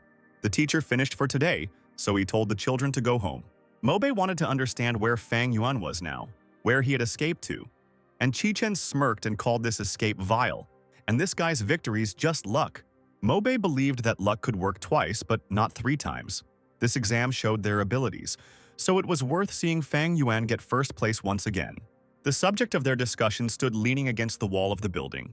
Fang Yuan was just planning to take one of the positions at the head of the class. It was such an insignificant thing. And the disciples didn't know that they were just tools in the hands of the elders. The 2 boys wondered what he was doing near the gate, but decided not to pay attention to it.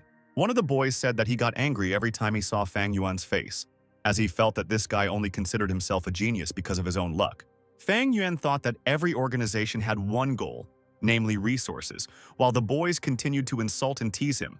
Every goo master needed these resources. These resources were primeval stones. And with these thoughts, the boy punched one of the pair of boys in the face.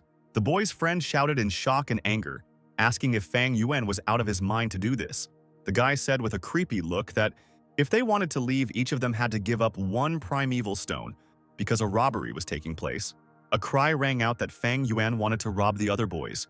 The guy in the yellow robe asked him again if he really dared, and said that he was one of the big 3 of the young generation, and let the robber hit him if he dared. Fang Yuan kicked the cocky guy between the legs. The guy in yellow immediately fell, to the cries of horror and the worries of his friends. The crowd shouted that Fang Yuan had actually hit someone, and they were going to beat him up for such behavior. They wanted to grab the guy. Ha Gian ran forward. A crowd of people rushed towards him. One boy shouted to another boy that Fang Yuan was beating everyone up. The guy immediately decided that he needed to take action. He ordered to seize the fighting guy. One man was hit in the face and knocked down. Another boy was thrown to the side by a blow to the stomach. A fight broke out, involving many people. Fang Yuan dodged downwards from his opponent's strike. The enemy swung his fist upward. The young man's eye flashed red. He dealt another blow to another enemy. People were puzzled as to why Fang Yuan was so strong. The next person who came in wondered what was going on here. One youth muttered that Fang Yuan wanted to take their primeval stones for himself. Another blow knocked the man off his feet. Fang Yuan demanded from each primordial stone if they did not want to end up the same as the already beaten boys. The guy who came up shouted at the insolent guy to shut up and asked if he really believed he could beat up someone like her. He ran towards Fang Yuan, swinging his fist. The boy punched Mo Bei, knocking him back. A group of boys cried out in alarm. Fang Yuan suggested that they worry about themselves. He punched the crowd again, moving quickly from side to side. A couple of watching girls worriedly wondered if the guy had killed the boys. Fang Yuan took a step forward. He asked again whether the people would give him the primeval stones or not. The elder received bad news. Elder brother Fan got into a fight with his classmates. The man knew that the young man was so strong that he could defeat all these guys single-handedly, and he had amazing fighting skills. The person who brought the information asked if the old man was going to do anything about it. The elder said that the show was just beginning and he had no need to stop what was happening. The guy in blue clothes said that he would fight his opponent to the death. But he fell to the ground, stunned by the blow to the head. The girls anxiously asked not to approach them, and promised to release their moonblade if Fang Yuan approached them. He also reminded them that according to the Academy's rules, Gu was prohibited from being used for fighting, and asked if they had really forgotten these rules. The girls hesitated, after which both of them were stunned by Fang Yuan's blow. The third girl fell to her knees on the floor. She begged to be allowed to go, and was ready to give the young man whatever he required. He demanded one primeval stone. The girl held out all her stones, ready to give them up, just to avoid being beaten. A sharp wave of the hand interrupted her. The girl closed her eyes in fear. The young man took only one stone. He said that now the girl could go, because he didn't need any more primeval stones. Fang Yuan's arrogance knew no bounds, as he dared to rob his own classmates in front of everyone. But the elder believed that there was no need to deal with this. The guy controlled every blow and approached this matter seriously, which would push the students to try harder. This child was a natural-born fighter, even though he was only a third-grade talent. The elder's subordinate objected. Since Fang Yuan had acted so brazenly, it was impossible to simply turn a blind eye to something like that. The elder said indignantly that his interlocutor was not Gu Yue. He was just a servant, someone who should be happy just because he got the opportunity to become a guard. And guys like him shouldn't forget that they were just slaves. Even if these guys are young, these students bear the name Gu Yue. They are still masters in the eyes of these servants, so it was in vain that they dared to question their master's actions. The elder fired the servant who had previously contradicted him and declared that whoever performed best this month would be the new head of security. All the other servants thought about the opportunities that would come with the new head of security. The head of the academy asked if they were still there, and then ordered them to leave quickly. The old man saw his servants as being like dogs, needing to be reminded of their true place, which was important for a true leader. Fang Zheng looked dumbfounded at the sight in front of him. He didn't understand how his older brother could do that to his own classmates, beating them up and leaving them lying on the ground unconscious. Fang Yuan declared that everyone should give him one primeval stone so that he would not suffer the same fate. Fang Zheng asked if this also concerned him. The older boy said with a smile that his younger brother certainly did not have to pay the stated price. Fang Zheng thanked him, claiming that he was glad to be his brother, as he passed by Fang Yuan, who continued his sentence, claiming that if the younger brother did not hand over one primeval stone, he would end up just like the rest of the beaten boys lying on the floor. Fang Zheng turned around, caught off guard by the sharp remark. There was a palm in front of his face. Fang Yuan pointed his hand towards his brother's face. He asked not to make him demand it again. Fang Zheng's friends discussed this kind of relationship between the brothers. The younger youth himself said that they could not fight with Fang Yuan because their chances of winning were too small, and it was worth talking about this after they passed by the robber and the impudent man. The boys gave up their stones but promised to tell the elder about this incident. Fang Yuan ordered the departing company to stop. Fang Zheng asked if his brother would not keep his words. The older boy asked if these guys really thought that he himself would search the bodies of the defeated students for the primeval stones. The boys, led by his brother, began to curse. Evening came and the sky darkened slightly. The waiter brought Fang Yuan a bill for 20 jugs of green bamboo wine, but he said that it was not necessary. There were 57 people in the guy's class, and they gave away 56 primeval stones, including his reward. He currently had 79 stones, but Fang Yuan had already used up half of those stones. They would soon run out again. In the future, the guy will need even more stones than he has now, so it looks like he will have to do this on a regular basis. Fang Zheng told his uncle about what happened. He was outraged by the actions of his elder brother and called him a heartless scoundrel since it was only one primeval stone. Then, the uncle allowed the young man to take another one. He thanked his master. The aunt informed her husband that this was not very good for them. Their eldest nephew would be expelled from the academy at this rate, and the uncle did not even think that he could receive at least a punishment. This world was completely dangerous and they needed strong people. Moreover, judging from Fang Zheng's words, during the fight on the academy grounds, no one interfered with them. Auntie said that it was just one primeval stone. Nothing terrible would happen if the students lost it. If there were more, the headmen could stop it. And nothing would happen to Fang Yuan himself if he stole a few primeval stones. They would help him with cultivation, so his uncle had to think of a way to stop him. But he couldn't steal the young man's stones because that would look strange. The adult couple could only actually provoke Fang Zheng into a fight. The man explained to Qi Chen that the girl could not help him. He represented not only himself but also the entire Qi family. If an adult helped him, everyone would think that it was an easy success. And then the Qi family would lose respect and people would leave them. The same thing happened with the Mo family, so no one would get help from their families. The Chai family needed an heir, a very powerful heir. Only through whom could they become stronger.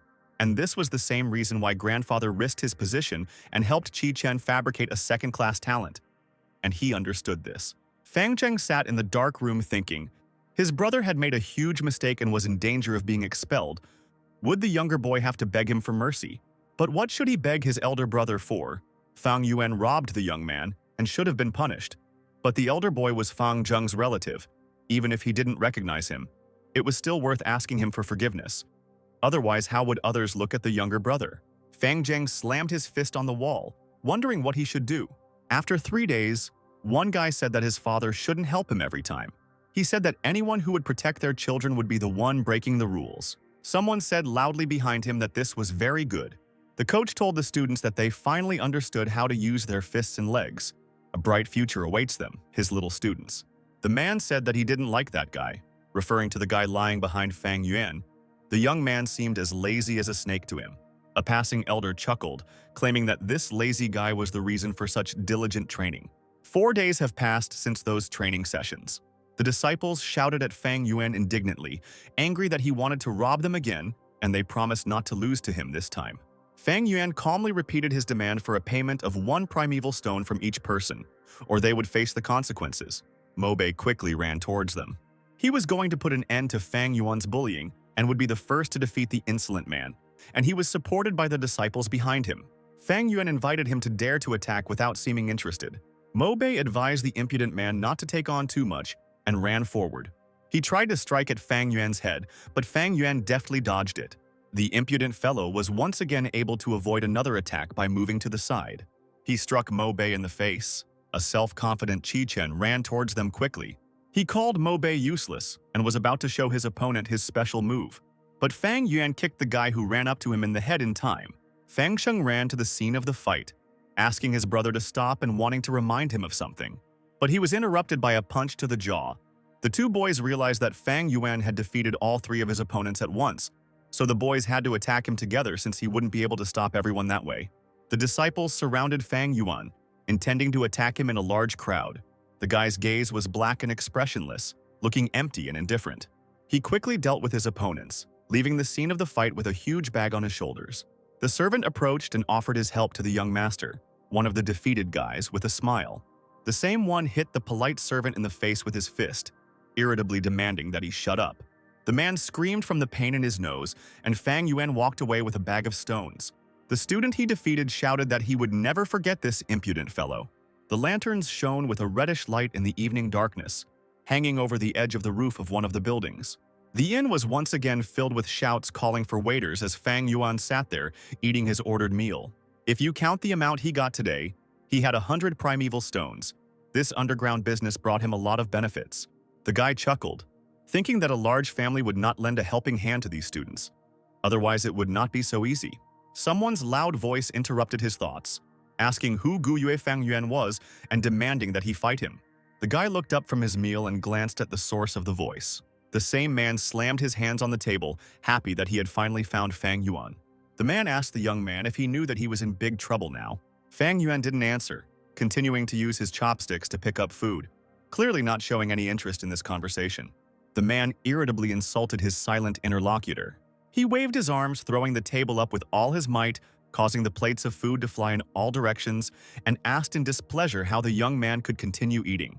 One of the local servants wanted to say something about this, concerned about the situation, but the second servant stopped him, suggesting that he wait and see. The man asked how Fang Yuan could dare to hit the young master of the Mo family, and demanded revenge for this, promising the impudent man an imminent death. A few hours ago, someone exclaimed that the First Lady was back. A tall, dark-haired, blue-robed young girl whose rank was second and whose Gu Master stage was middle confirmed her return and asked with a smile how her family was doing.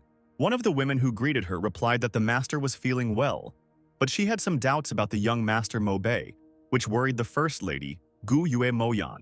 The girl was told about rumors that the young master was bullied at school, and this information surprised her. A tightly clenched fist slammed into the wooden target with all its might. Mo Bei gritted his teeth in anger and said in annoyance that he had trained hard for 7 days, but lost after just one strike. It was unfair. Mo Yan, who came up behind him, asked why her younger brother was beating the wooden doll so hard. The boy joyfully exclaimed that his sister was back, and she confirmed it with a smile. The girl placed her palm on Mo Bei's cheek, suggesting that they talk about it later, and asked what happened to his face. The guy brushed it off, claiming he had simply tripped over something. But the poster featuring Fang Yuan did not escape the First Lady's gaze. Mo Yan said that if her brother really told the truth, then he should be more careful next time, and she still had something to do, so she was going to find the guy later. She headed to the library. The man noticed the First Lady's return and asked how her training had gone. The girl asked how her grandfather could recognize her without even looking at her. He said that in their family, only one person dared to enter his room without at least knocking on the door. And Mo Yan laughed, claiming that her grandfather knew her better than anyone. The girl was more concerned about whether someone had beaten her brother, she asked Mo Bei. But he lied to her, so she had no choice but to ask the older man. He replied that she already knew the answer to her own question. Mo Yan agreed with this statement, closing her eyes. She said that the wolf pack was huge, so judging by the current rate of their reproduction, they probably wouldn't attack this year, but it would definitely happen next year. The man said the key is to carry out such attacks every 3 years, which is not surprising. The main question is how many thunder wolves were there during this time? The First Lady replied that there were about 3 wolves. Grandfather believed that since this was the case, there was no reason for them to disturb these creatures.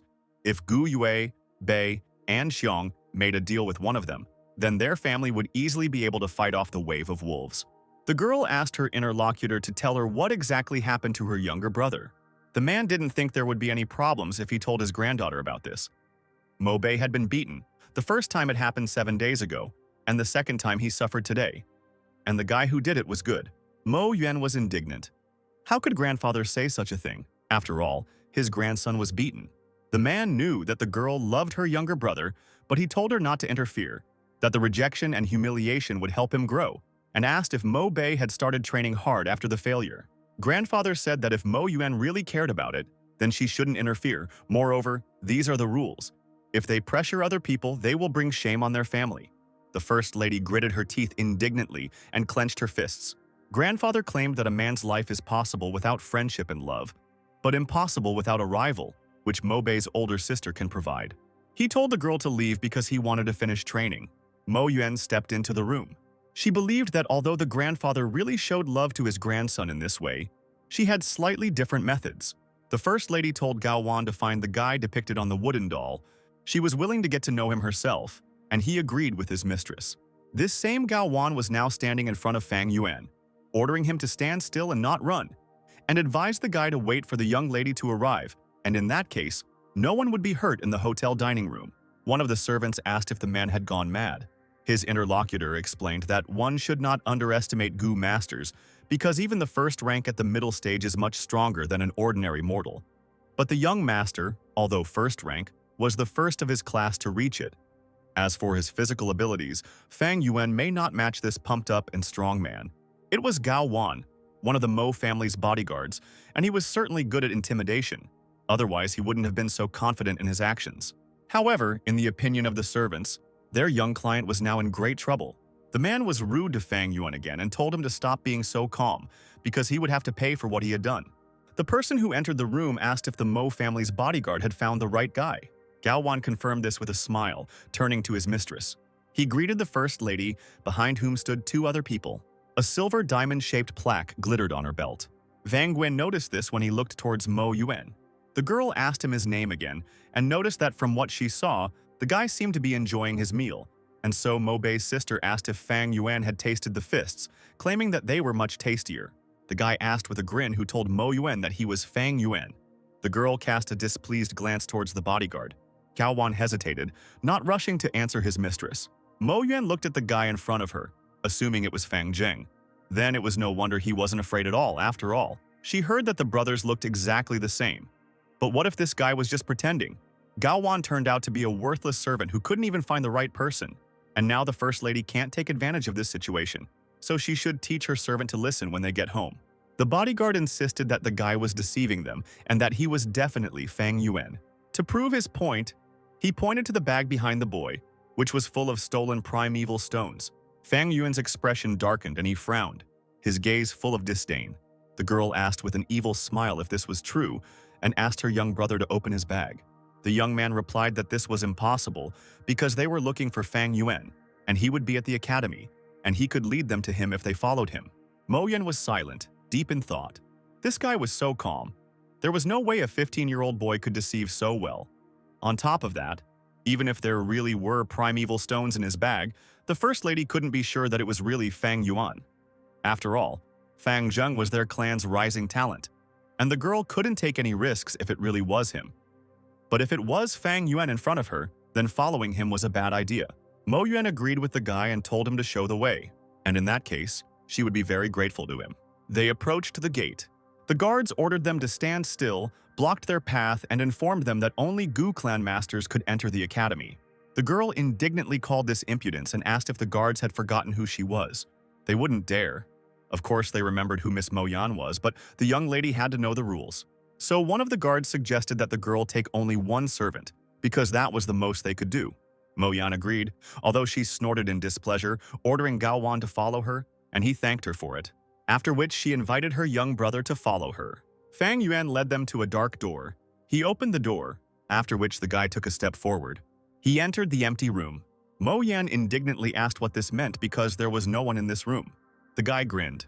He wondered if he was not a man. The First Lady realized with irritation that since the young man was alone here, he was Gu Yue Fang Yuan. The guy said that he did not say anything to the contrary. Mo Yuan became even more angry at his mockery. She chuckled, calling it a brave move for such a dirty man. The girl waved her hand, asking how Fang Yuan dared to deceive her. The guy asked if Mo Yan was sure she had been careful enough. The First Lady's eyes showed confusion and she stopped her hand right in front of the guy's face. Fang Yuan reminded that their clan's rules stated that the academy's students were protected when they lived in the academy's dormitories. No one could enter them and start a fight here, and he was sure that Madame Mo knew about this rule. The girl thought that even if Fang Yuan was the one who broke the rules, it would be good for her. But she couldn't let her family and grandfather fall along with her. The guy said that he wasn't lying when he promised to show the First Lady Fang Yuan, because he was here. If she had anything else to say, then he was waiting for Mo Yuan's words. The girl laughed, noticing that the guy really knew the rules well, having studied them thoroughly. But he couldn't stay inside forever, so Mo Yuan would just wait outside the door, and then they could see who would win. Madame Mo finally decided to wait for him, and Fang Yuan turned around, saying that it was already nighttime, so it was time for him to go to bed. Besides, if the boy wasn't in class tomorrow, didn't his interlocutor think that the elders would go check on him and that he might tell them bad information? Mo Yuan asked if Fang Yuan really thought that she was too afraid to kill him right here. The guy came closer again without going beyond the threshold of the room. Fang Yuan smiled and suggested that the First Lady do as he was told. Mo Yuan was clearly nervous. She didn't understand this situation. Why was the guy standing at arm's length? But it looked as if there was a chasm between them. Fang Yuan smiled disdainfully. There it is, the pathetic human side, but instead, they subconsciously imposed limitations on themselves. People are constantly seeking knowledge to understand the world and comprehend its rules and ultimately use them. But if people are constantly bound by rules, they will be limited to the knowledge they seek. Even with a second-rank cultivation, all the girl can do is stand there and watch. Trying to force Fang Yuan to move, it is truly tragic. Mo Yuan was indignant that this guy dared to cultivate so easily in front of her. She couldn't stand it any longer and insulted Fang Yuan with rude words and suggested that if he had the courage to steal primeval stones, he should stop hiding and keep quiet, because the First Lady knew very well that he was pretending. If the guy was a man, then let him answer for his actions, and not be an ostrich with his head in the sand. Fang Yuan remained silent, sitting in a meditative posture. The girl stamped her foot, expressing her irritation with the situation. She shouted again that the guy could hide now, but he couldn't hide forever. So Mo Yan ordered her bodyguard to follow this impudent guy, because she didn't believe that he would never come out. Gao Wan agreed and asked the lady what she was going to do, and the first lady said that she was going to bed. The man burst into tears behind her back. The moon illuminated the building's roof at night. As expected of the liquor worm, it turns Fang Yuan's initial stage into a middle primordial essence, and in this way he can compensate for his lack of talent. Many disciples will use their primordial essence to cultivate, but this guy is already using the middle stage, which gives him more efficiency. At the same time, using the middle stage of the primordial essence improves his lunar goo better and increases its destructive power. Now the lunar goo is the only one the guy can rely on. His primordial essence increased with the transition to the middle stage. A green, smooth, glowing ball hovered in front of him. Now Fang Yuan had one more unfinished business. Gao Wan sat leaning against the doorway. He noticed that the guy had finally opened his eyes and asked with displeasure how long Fang Yuan was going to continue cultivating. The impudent guy had beaten up young Master Mo Bei, so it would be better if the young lady taught him a lesson. The boy noticed that Mo Yuan had indeed left. The Mo family bodyguard asked if Fang Yuan was even listening to him. He was in his room, sleeping in his bed while the man was sitting here. If the guy didn't come out now, Gao Wan would come in and beat him up. Fang Yuan thought that if the man wanted to, he would have already done it. But for now, he needed to restore his original essence. The boy began to cultivate again, the stone shining in his hand. The bodyguard shouted that Fang Yuan was only a third-grade talent, and all he could achieve was a second-grade goo master. How could such trash compare to the Mo family? And so the man demanded that the guy run out of his hideout. Gao Wan asked if this impudent man was listening to him. The third class of talent had a limit. Fang Yuan had already used 3 primeval stones that night. He had a large number of them, but the primeval stones were still not infinite. The guy decided to forget about it for now, because this is the price to pay when you are looking for speed and efficiency. And now you need to take care of the bodyguard behind the door. The man noticed that Fang Yuan had finally decided to go out. Gao Wan was already tired of waiting for the guy. Fang Yuan's gaze was expressionless and looked indifferent. He sharply directed his fist at the opponent's stomach. The bodyguard was caught off guard. The guy's fingers almost touched his stomach. Gao Wan called his opponent a freak. He swung his fist, wondering if Fang Yuan was seeking death. The man ran towards the guy. Fang Yuan realized that the Mo family's bodyguard knew a few moves. Perhaps he had successfully completed the mortal martial training, and so he was afraid that with his body, he would not be able to match his opponent if he didn't just fight with his fists, and Gao Wan might even kill him.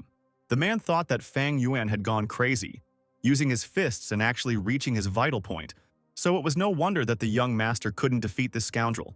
Even the bodyguard couldn't hit him. Gao Wan slapped his hand on the surface. He swung his elbow at Fang Yuan. The man punched the floor, but the boy managed to jump up in time. Gao Wan was furious over this. That scoundrel Fang Yuan was strong. He practiced every strike and then aimed at vital points, and it turned out that he wanted his opponent to die. But the Mo family bodyguard couldn't kill him. Otherwise, the Gu Ye sect wouldn't leave him alive. But the boy couldn't be stronger than Gao Wan after all. He was just a child. His body was not capable of being stronger. If the man wanted to defeat Fang Yuan, he should try harder, and then the young lady would reward him. A guy rushed past his face. The Mo family's bodyguard frowned as he couldn't believe his eyes. Fang Yuan swung his fist with a cruel face. But Gao Wan managed to block the guy's attack from reaching his face by covering himself with his palm. He attacked Fang Yuan, but he also managed to block the attack. The guy flew back some distance, remaining on his feet. Fang Yuan jumped at the man, attacking from behind, after which the guy had to bend down, dodging another attack. Gao Wan claimed that such a weakling would not be able to get past him. Due to the sect's rules, the boy couldn't use goo inside the academy. Therefore, the man believed that this was the end for Fang Yuan. The Mo family's bodyguard punched the floor again as a guy jumped on him from behind. Fang Yuan thought about the moonlight goo. A symbol depicting a blue moon began to glow on his hand.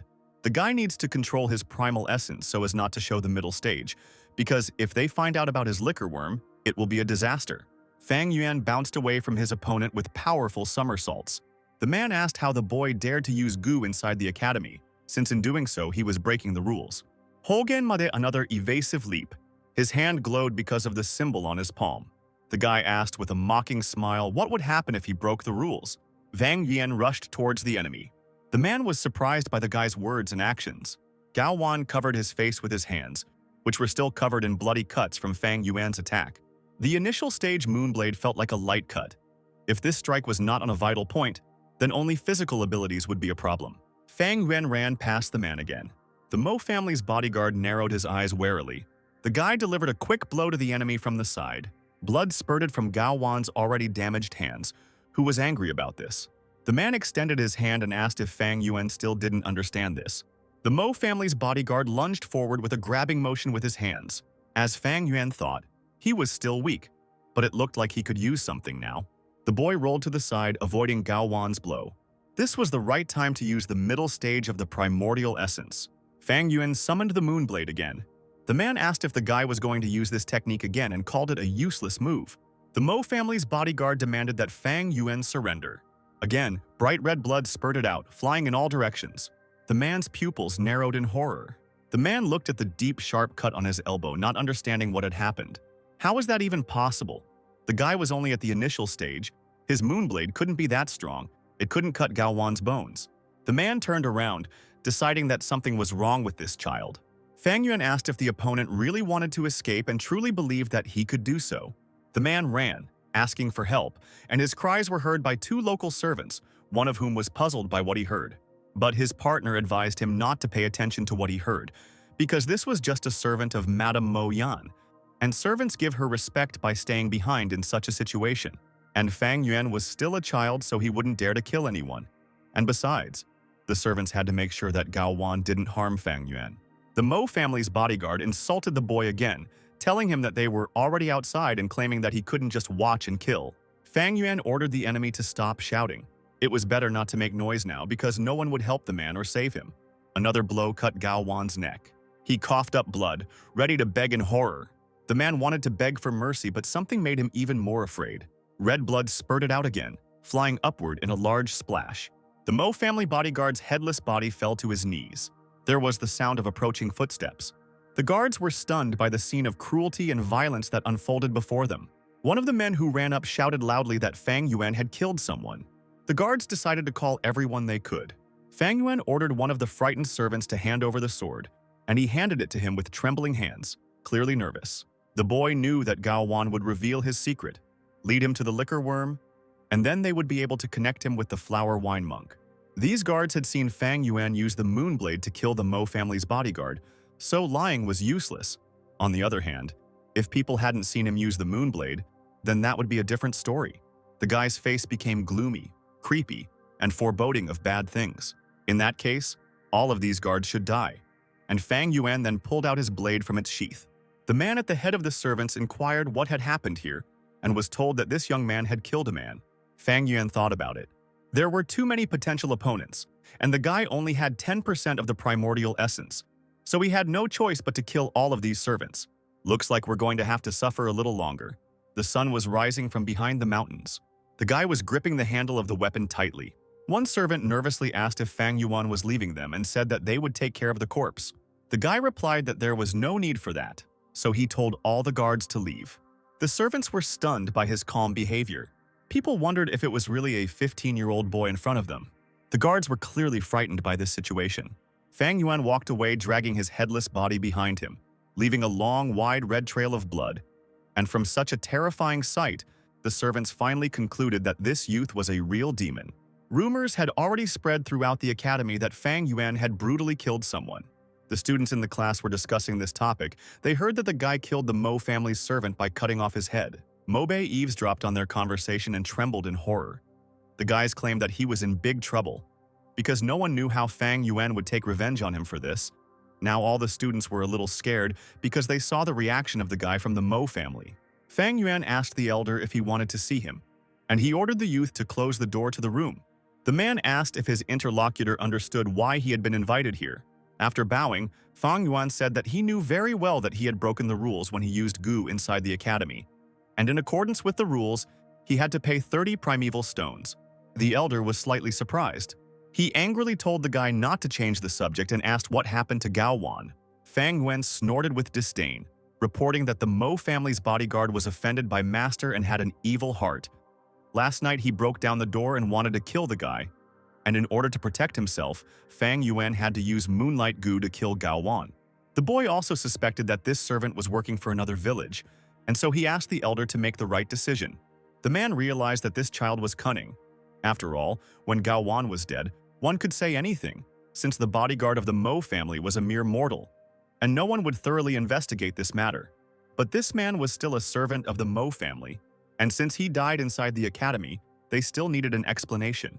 To begin with, the academy elder wanted to suppress Fang Yuan's arrogance, but he didn't think that the guy actually killed Gao Wan. This kid was really cruel. He was calmer than ever during the murder. This was problematic, and the man hoped that Fang Yuan would not do something unpredictable again. So he asked directly what happened to the corpse of the Mo family's bodyguard. The boy smiled slightly when he was reminded of this. In the library, the young lady received bad news. The maid reported, holding out a wooden box, that Fang Yuan had left this at the back door early in the morning. Mo Yan asked what was inside, but the maid asked the mistress to see what was inside herself. Fang Yuan said that even though he had killed Gao Wan, he was still a servant of the Mo family, so he needed to show a little respect. The first lady's face was frozen in horror as her gaze was directed at the contents of the box that was brought in. Fang Yuan reported that he dismembered Gao Wan's remains and put them in a wooden box and placed it at the door of the Mo family early in the morning. The elder could not believe his ears. He was shocked by what he heard, but the man overcame his horror and ordered the boy to forget about it, as he was not going to lecture him. What was done was already done, and Fang Yuan was only instructed to prepare everything necessary for the punishment. The guy complied with a satisfied smile. The silence of the library was broken by indignant cries. Their owner claimed that this Fang Yuan was simply disgusting, and how could he have the audacity to behave like that? Mo Yuan felt that this man did not take their family seriously, and she was going to teach him a lesson for this. The grandfather called this impudence and asked where the girl was going. Years of cultivation yielded nothing, and the first lady disappointed the man. The girl couldn't deal with a mere rank 1 elementary stage master, and she still followed his plan. Couldn't she understand the meaning of Fang Yuan's actions? Mo Yuan anxiously asked again what exactly she didn't understand. The old man said that if Fang Yuan really wanted to provoke their family and make a big deal out of it, then why didn't he just put the box at the front door where there were many people walking around? Instead, he put the box at the back door. The girl assumed that the guy wanted to settle things between them in this way, but she herself did not see him. If Fang Yuan wanted to resolve this issue peacefully, he could have simply settled the whole matter with compensation. And from this, she concluded that the young man sent the box with the corpse to provoke the Mo family. Grandfather agreed, thinking that Fang Yuan was planning to both make peace and provoke them at the same time. He asked Mo Yuan to look at this box, which was not big enough to fit the entire corpse, meaning that there was only part of the remains inside, which meant that Fang Yuan was trying to tell the Mo family that he did not mean to do this and wanted to end this whole matter peacefully. But if the Mo family wants to investigate this case, then the guy can send the rest of the remains to the front door, which could end badly for both sides, because everyone in the sect knows that their family was the first to break the rules. This method is really good, such simple actions, and now the Mo family can't take a single step. It was both a threat and a compromise, and the guy sees what state the Mo family is in because of him. Mo Yuan asked if her grandfather was overestimating Fang Yuan, since he was only 15 years old. The man thought it looked as if the boy had developed arrogance over the past few years due to living too well, and his granddaughter couldn't help but notice such obviousness. This Fang Yuan is cold and calculating. He was able to trick a girl into coming to the academy. Then he made a shelter out of the dorm and let the girl insult him as much as she wanted as long as he endured. After Mo Yuan left, he quickly killed their family's bodyguard, which was courageous and brave. And now the guy sent this box to really show off his abilities and convey his plan and strategy. The first lady folded her arms and stated that even if that was indeed the case, Fang Yuan was still third-rate trash in her eyes. Grandpa agreed with her, but even so, the guy is smart with his third grade. If his intelligence was assessed, he would be a second grader and would also become an important member of the Gu Yue sect. It was quite sad. The girl was the cause of this problem, and the old man was worried about what she was going to do now. Mo Yuan decided that Gao Wan was just a servant, and his death was not a big deal, and Fang Yuan was just a third-grade talent. He was too young. The best their family could do was to preserve the boy's name and the Mo family's name. The girl suggested killing Gao Wan's entire family to improve the situation and let everyone in their clan know that the Mo family still followed the clan's rules. Grandfather said that it was good that Mo Yuan did not let her emotions get the better of her and saw the whole picture. But her method still had flaws, and she asked the man to enlighten her. Gao Wan was a servant who angered the master, so he deserved to die. But he is still a servant of the Mo family, and they failed to raise him properly, and it is their family's fault. So they will give Fang Yuan 30 primeval stones as compensation. As for Gao Wan's family, Grandpa was going to give them 50 primeval stones and evict them from the Mo family's house. As for Mo Yuan, she would be deprived of her freedom for 7 days, and from today onwards, she should not cause any more trouble for Fang Yuan. The next 7 days, the girl should sit at home and rest. She should not leave during this time, and she should think about the actions she had committed earlier, as well as why the old man chose this particular punishment for her. Several days have passed since that conversation. Fang Yuan looked out the window, where the gray sky could be seen and the rain was falling loudly. When rain falls from the sky, the grass becomes an illusion. Gu Yue Miu Chen might not understand why Fang Yuan sent him this box now. If everything goes according to plan, then the Mo family will not launch a more detailed investigation into Gao Wan's death. They might even give the guy compensation. The Mo family is strong enough. If they really wanted to punish Fang Yuan for his actions, he would not have the ability to resist them, but Mo Chen would not even dare to do such a thing. He is afraid that if he breaks the rules, others will follow suit, and then Mo Bei will be left as the only male descendant of the Mo family. Mo Chen will be taking a great risk, as someone might target his grandson in the future during difficult times. Of course, even if Fang Yuan had the best talent, whether he was first class or second class, the Mo family would feel threatened. Even with their reputation lost, they could suppress this threat. The strong are content with strength, but the weak can use the weak for their own purposes. They are all just pawns who only know how to follow the rules. Only if you follow the rules can you control the situation. In Guyue village, the masters live like kings and their servants live like dogs. That's the rule. That's why when Shen Queer had a chance to escape, she put everything on the line. That's why Gao Wan tried to make the master happy. This is what the rules say. Some child asked his grandfather to tell the story of Renzu again. The girl promised him that if he didn't tell, she would tell her grandmother that her husband was drinking again. The man chuckled, saying that he couldn't drink even in the most peaceful times. The old man asked where he left off in the story last time, and the child said that they left off when Renzu gave his heart to Hope Gu and ran away from the hardships. But Renzu was so old that he could only eat fruits and vegetables. Then he lost his Gu power and Gu intelligence. He could no longer hunt, and his teeth all fell out. Hope Gu said that a person cannot die because if his heart dies, he will die too, and Gu will lose his home. Renzu asked, how could anyone want to die? Even if the heavens wanted him to die, he didn't want to die. The entity explained that this was the hope. If the old man caught longevity Gu, he would be able to extend his life. The man said that it was easier said than done. Longevity Gu was elusive when standing still, and when moving faster than light, how could he be caught? Gu was about to tell the man a secret. There is a cave in the southeast of the mountain. There live 2 Gu, one square and the other round. If Renzu can get them to help him, then longevity Gu will belong to him. The old man climbed the mountain, straight to the entrance of the cave, to the place indicated by the entity. Renzu found the cave before it became too hard for him. However, the cave was very hard and he could not see anything further than his nose. The man could not find the pair of Gu. Renzu almost finished his journey in the darkness when he came across something in the darkness. And then he fell to the ground exhausted and heard 2 voices. One voice asked if the man had come here to catch them and asked the man to go back. Even with the power of Gu, he would not be able to catch them.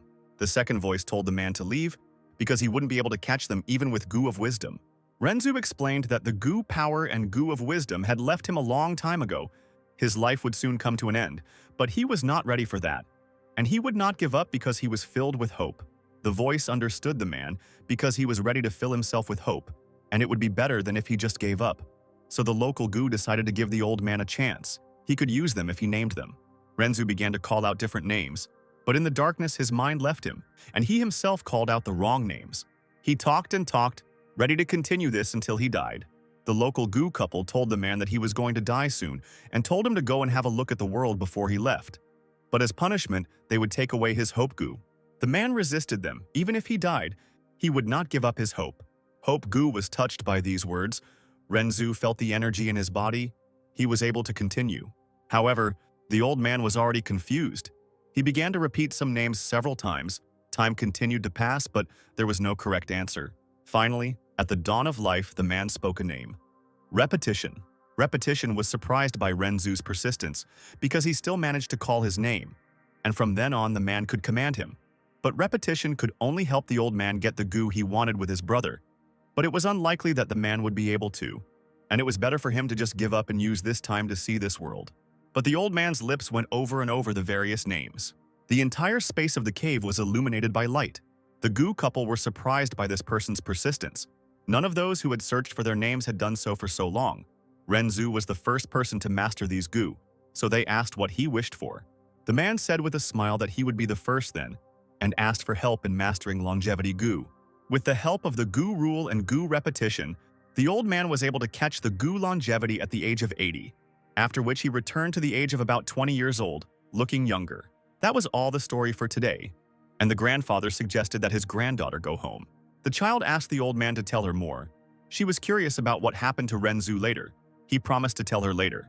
And Fang Yuan, who was listening to them, thought about the rule and repetition. There are many opinions about Renzu, whether it is a legend or the truth, no one knew. But this story was really intriguing. Everyone in this world has rules, and everyone lives in the world. Everyone follows the rules and always follows them. Understanding and knowing the rules helps to explore the darkness. This darkness is not just the surrounding darkness or the absence of light, strength, wisdom, and hope. Nothing could resist it. To find a way in the darkness, you must be like Renzu in the legend. And then you will have a chance to find the light. Only when the old man learned the names of rule and repetition, he found a way out of the darkness and accepted the light into his life. Thanks to Fang Yuan's resourcefulness, he was able to use rules and repetition to outsmart the Mo family. If it weren't for this path 500 years ago, he wouldn't have known what to do. Moreover, the magnificent weapon that the guy now possessed was knowledge and experience, secrets and victories from a past life, knowledge of what would happen in the future.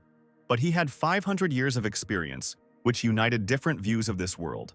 It was only when Fang Yuan was a pastor that the rules were truly known to everyone. Just like Renzu could easily catch any goo in this world by only knowing the rules and repetition.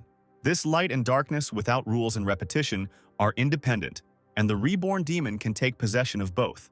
The dark bronze bell jingled in the wind. Some man quietly exhaled.